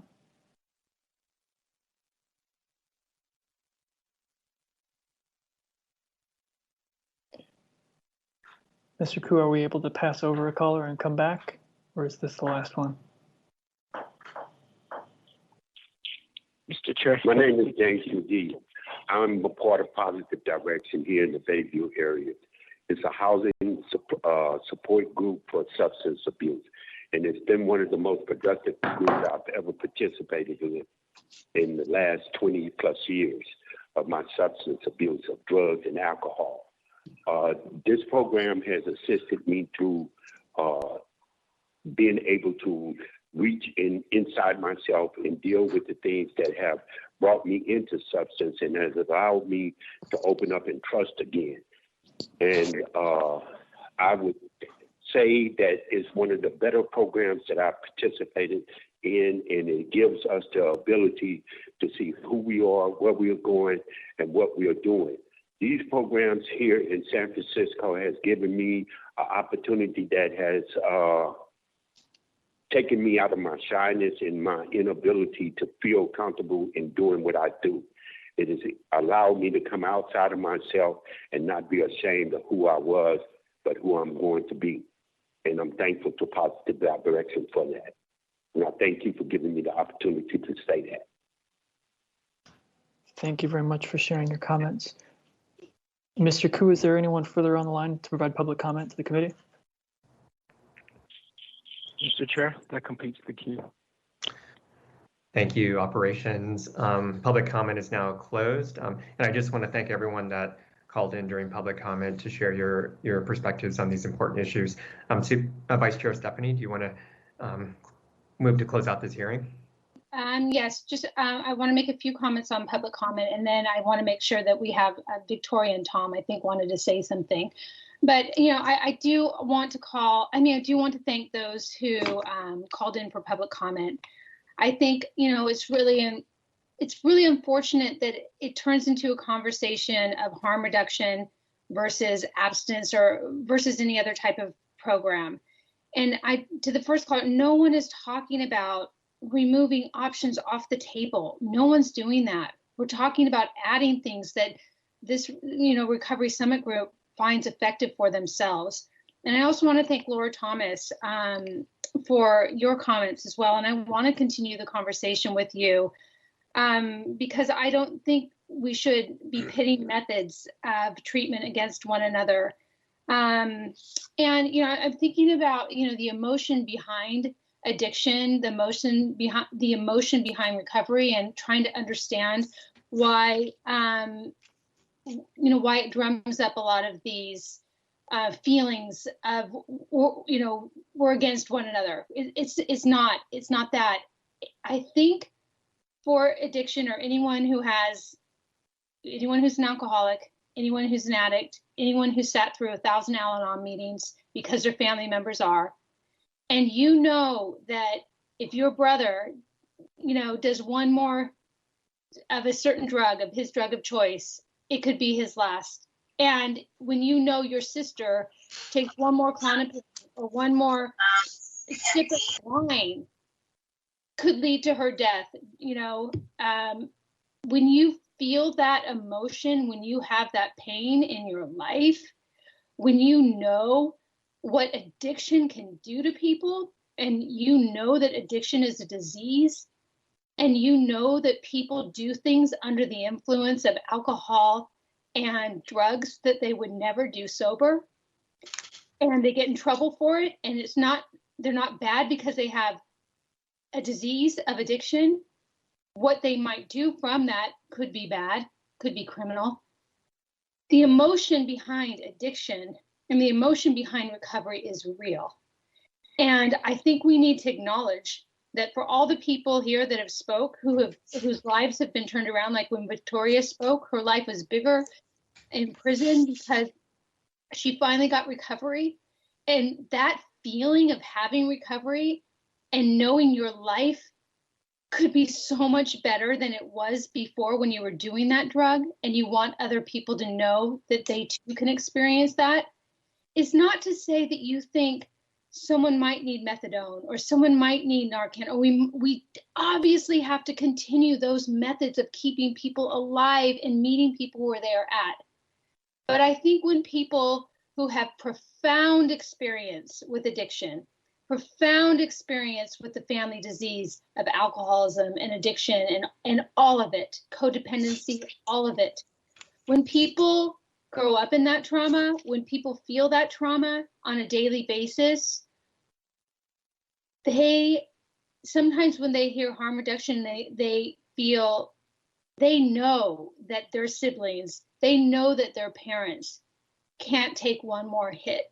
They know their parents or their siblings or themselves can't take another sip of wine because it will lead to destruction. I think that's where the emotion is getting in the way of sometimes this conversation of pitting these different methods against one another. And Laura, I definitely want to continue the conversation with you. I admire your work, and we have to meet people where they're at. And sometimes where people are at, and what this has shown me, and what this, well, I hope has shown everyone through the recommendations, sometimes people are at a place where they cannot do their drug of choice for another minute. And we have to recognize that. We have to recognize how to intervene in a way that's helpful and leads people to passive recovery.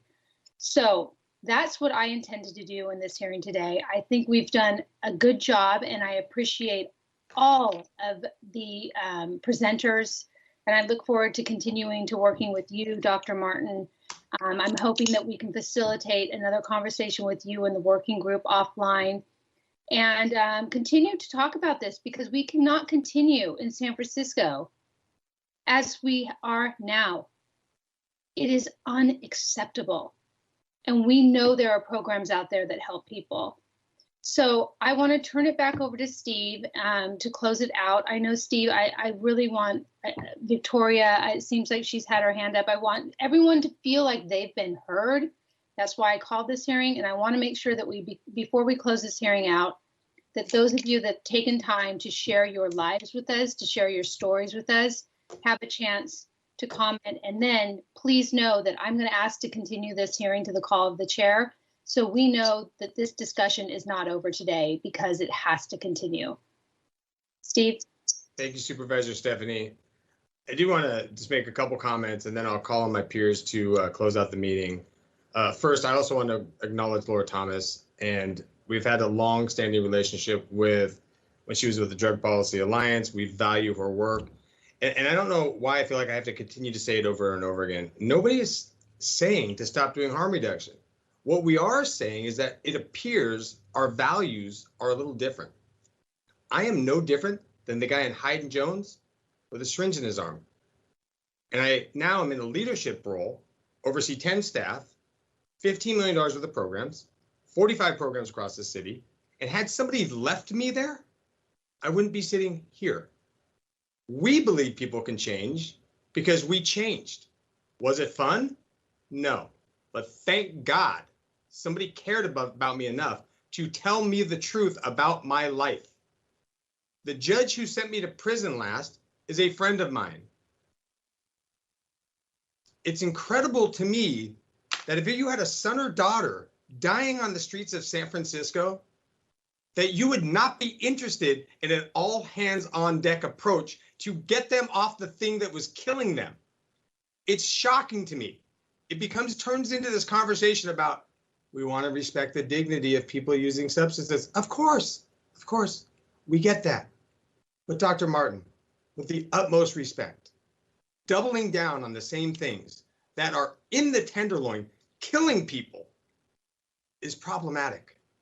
It's problematic. We are going to do our own outreach as soon as COVID breaks. We're going to do our own outreach to talk to people.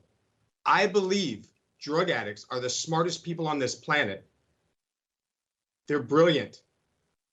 But it's tough to deal with the trauma that leads you to drugs, as Adrian said, with the syringe in your neck. And we just have to be honest about these conversations, man. It becomes very polarizing. All of us are in recovery. Most of the people that gave public comment, I'm willing to bet, are not. I'm willing to bet they're not. I'm willing to bet they've never been to prison. I'm willing to bet they've never been homeless. I'm willing to bet they've never had a syringe in their neck. I'm willing to bet. All of us have. I think we laid out a pretty good case. We're not asking anybody to stop anything. What we're asking you to do is embrace change. Embrace that people can change, that we don't need to live on methadone. We don't need to live on Suboxone. We don't need free housing. What we need is a fair shot at getting our lives back together. We all got that in different ways. You know, I recognize that I probably shouldn't be where I'm at. Somebody believed in me, as we believe in others. Craig and Cedric run a group on Friday nights. They don't get paid for it. 25 years now, called The Gathering. 100 people show up on COVID every Friday night. You want to talk about what people in the community need? Somebody should contact Craig and Cedric. Somebody should contact Adrian. Our entire group are people of color telling you what they need. And it is obvious to me that nobody's listening. And it's sad. It is incredibly sad. And I want to say it one more time. My thoughts, my views, my opinions are not reflective of where I work. They're reflective of who I am as a person and the friends I choose to keep and the people I continue to associate with. The biggest difference between this entire conversation today is what Department of Public Health values, because they have a big job dealing with a lot of stuff, and what we value on a micro level. And I think if you believed in people like we believe in people, things might be different. I want to make one last point. I'm going to turn the meeting over to my colleagues here. You mentioned DPH funding abstinence-based treatment, and I want to be clear, Harbor Lights is not funded with city money. Harbor Lights is funded through the STAR grant, which is from the Board of State and Community Corrections. And they were told they had to do medically assisted treatment in their wellness center. Why is everybody so opposed to funding a Black-led abstinence-based treatment program? What do you possibly have to lose? More of the same? We had 700 overdoses last year. Could it get any worse? Could we have more people living on the street shooting dope? Do we need more kids to walk down the street where people are shooting dope? At what point can we just be honest about the state of affairs here? Like, it's so taxing to constantly have to go in and make sure that you're like super cognizant that you might hurt somebody's feelings. Like, I'm a drug addict, man, and you can't even call me that in San Francisco. I'm a substance user or something. No, I'm a drug addict. I lied, cheated, and stole every day of my life. I did a bunch of time. I probably should have done a bunch more, but I want to be honest here. I do not believe I could get clean in San Francisco today. I am so grateful for the intervention that I received because it's propelled me to a place where my family answer the phone. I have friends. I can pay my rent. I have a job and I have health care. I couldn't do that with a syringe in my neck. I couldn't do that strung out on methadone or Suboxone, relying on government to give me free housing. I'm able to do that every day because I get up at 6:30. I come to work. I work to 9 or 10 at night. I don't ask for extra money. I do what's asked of me and I give it my all. Why? Because there was a woman in 2014 that I met through when I was in graduate school named Lauren Bell. She believed in me. She believed in me and she taught me a lot. And that's why I'm here today. And so I try to pay that forward and believe in others. And I want to encourage Dr. Colfax to come meet with us. That's who I'd like to talk to. Change is possible, and you have to believe that internally. You have to believe that people want to and can live differently. You just saw 10 or 12 examples. Our working group has about 80 people in it. We are no different than the people in the Tenderloin or in the Mission or in Soma right now, possibly dying. I'm going to turn the meeting over to Victoria Westbrook, and then we'll call on Tom Wolf and Richard Beal, and then we'll close it out. And Supervisor Stephanie, thank you for this much needed conversation. Thank you, Steve. Dr. Martin, this is Victoria Westbrook again. I just wanted to address, you said that most people that you're dealing with at the SIP hotels and in the community aren't seeking treatment. I went to treatment, not seeking treatment, right? As a drug addict, what I was seeking was drugs and more ways to use drugs. So I really think that, and there could be a lot of reasons why people aren't seeking treatment, right? In addition to the fact that what they want to do is keep using because that's what they know. They could have been to some of the programs and not gotten clean there. So why try again? Or they might know people that have gone to programs and didn't get clean. So there's a lot of reasons to that. And I think we can talk to people other than in different ways than we are right now with community members to let them know that they can go to treatment. I never felt demonized or stigmatized in my abstinence-based program. I have no problem saying that I'm an addict. I don't feel any shame around that whatsoever. So I just wanted to put that out there for supervisors that may not understand certain things about addiction. Thank you. I think Tom wanted to speak too. Thanks, Victoria. And Judy, I know that you're in a tough position because you're the only representative here from DPH. So I commend you in stepping up and listening to everything. So look, addiction is a very lonely disease. It's a disease of isolation. But recovery is a community, as you can see here today.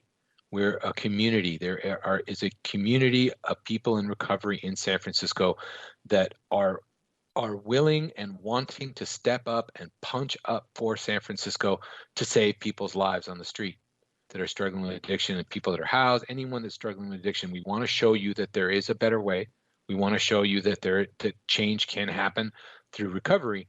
And one of the things that's hard is that, as an example, when I was on the street, when I was outreached to on the street, it was to give me clean drug paraphernalia, which is great. But no one ever talked to me about treatment. And the whole time I was on the street, I had no idea where I could even access drug treatment in San Francisco. And these are some of the things that we're asking the Board of Supervisors to sit down and have a conversation with us and with the Department of Public Health about, so we can start improving and start utilizing our resources to promote and share the gift of recovery through treatment with people, so that we can at least give people on the street an opportunity to make that choice. Right now, the only choice that is given to them is that if you're going to use safely and don't kill yourself. That's the choice that's being presented to people, and I fully support that, because I was in the Tenderloin yesterday, and in all my time, including the time I was on the street, I've never seen such desperation as what I saw in Golden Gate and Hyde last night in the Tenderloin, ever in my life, right? These are the kinds of things that we want to help facilitate change with. So I would think, and I think you would agree with me, Judy, that we all, as a recovery community here in San Francisco, want to reach over and work with the Department of Public Health and the Adult Project and Glide to help supplement the services that are being offered right now with harm reduction with viable, easy access treatment options. And we just want to be part of that conversation, and we want to help. So that's why we're here. Thank you so much.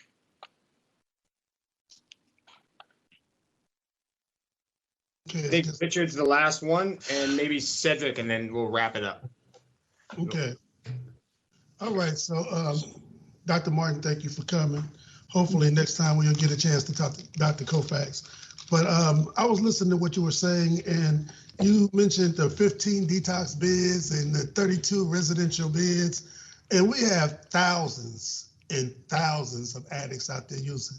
And I'm gonna tell you, I hate to tell you, but 15 beds ain't enough. And they're not even, and those beds are not even funded by DPH, the ones that you talked about. And then I know that Health Right 360 has some more beds, but guess what? Those little few beds are not enough. It's only a handful.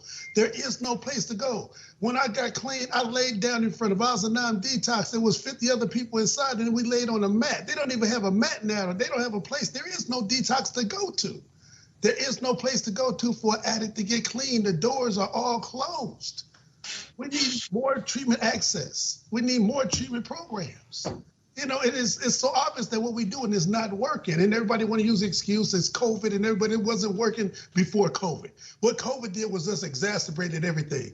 And now, because the case managers stopped seeing people because of COVID, and I heard a lot of issues that you brought up because of COVID, and then the thing that you said about housing and DPH don't do housing, that is a problem in the city itself. Housing, DPH, and HSH need to get together and come up with a solution, because you talked about going to those step-down programs, and they go from 7 months to them being in 2 years. I do transitional housing. I know for a fact that HSH got beds every day, open units every day, hundreds of units with nobody in them. And then when they move people into housing, guess what? Because they don't receive support services and substance abuse services, they end up using, they don't pay their rent, and they go into that vicious cycle all over again. It's a system that's bound to fail. It's set up to fail. And the sad part of it is that the money is more in the problem than it is into the solution. That's the problem right there. Because if they had a bridge from residential housing, to residential treatment, to transitional housing, to permanent housing, it wouldn't be that gap. And you talked about the break in the link. You said it. I don't know where they go. I don't know where they go after the step there. We don't know where they gonna go after they do the shelter in place, after FEMA start paying all that money. It's 100% funded by FEMA. What happened when FEMA ends? They go back to the street and start using dope again, and then they go right back to that same vicious cycle. We have to do something different. It's not working. Thank you.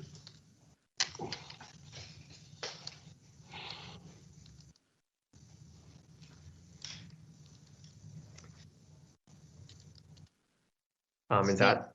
Oh, I'm sorry. Sorry, So I guess that's it on our end. And I want to again, Supervisor Stephanie, thank you so much for calling this hearing.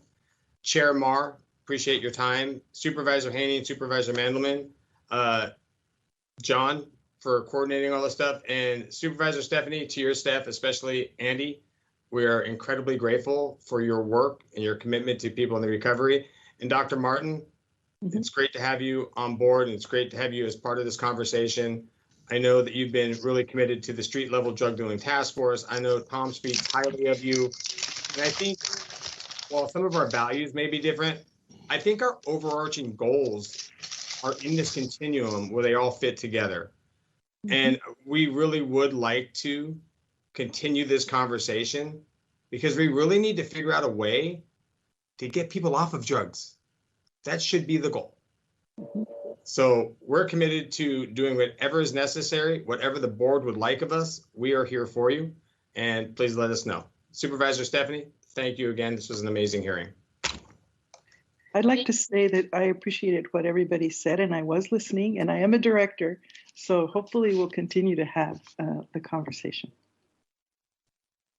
Thank you. Thank you, Dr. Martin, for being here today and for listening. And thank you, Steve and everyone.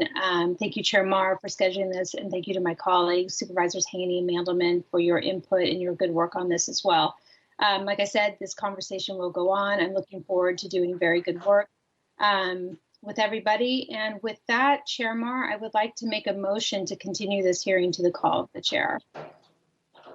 Thank you. Thanks again, everyone, for this incredibly powerful and important discussion. And there's much urgent work to happen following this hearing. So thank you, Vice Chair Stephanie, for the hearing and for the motion to continue this to the call of the chair. Mr. Clerk, can you please call roll? On the motion to continue to the call of the chair offered by Vice Chair Stephanie. Vice Chair Stephanie? Aye. Stephanie, aye. Member Haney? Aye. Haney, aye. Chair Marr? Aye. Marr, aye. Mr. Chair, there are 3 ayes. Thank you. Thanks again, everyone. Mr. Clerk, is there any further business? There is no further business before the committee today. Okay, we are adjourned. Happy Lunar New Year, everyone. Sini Aquila.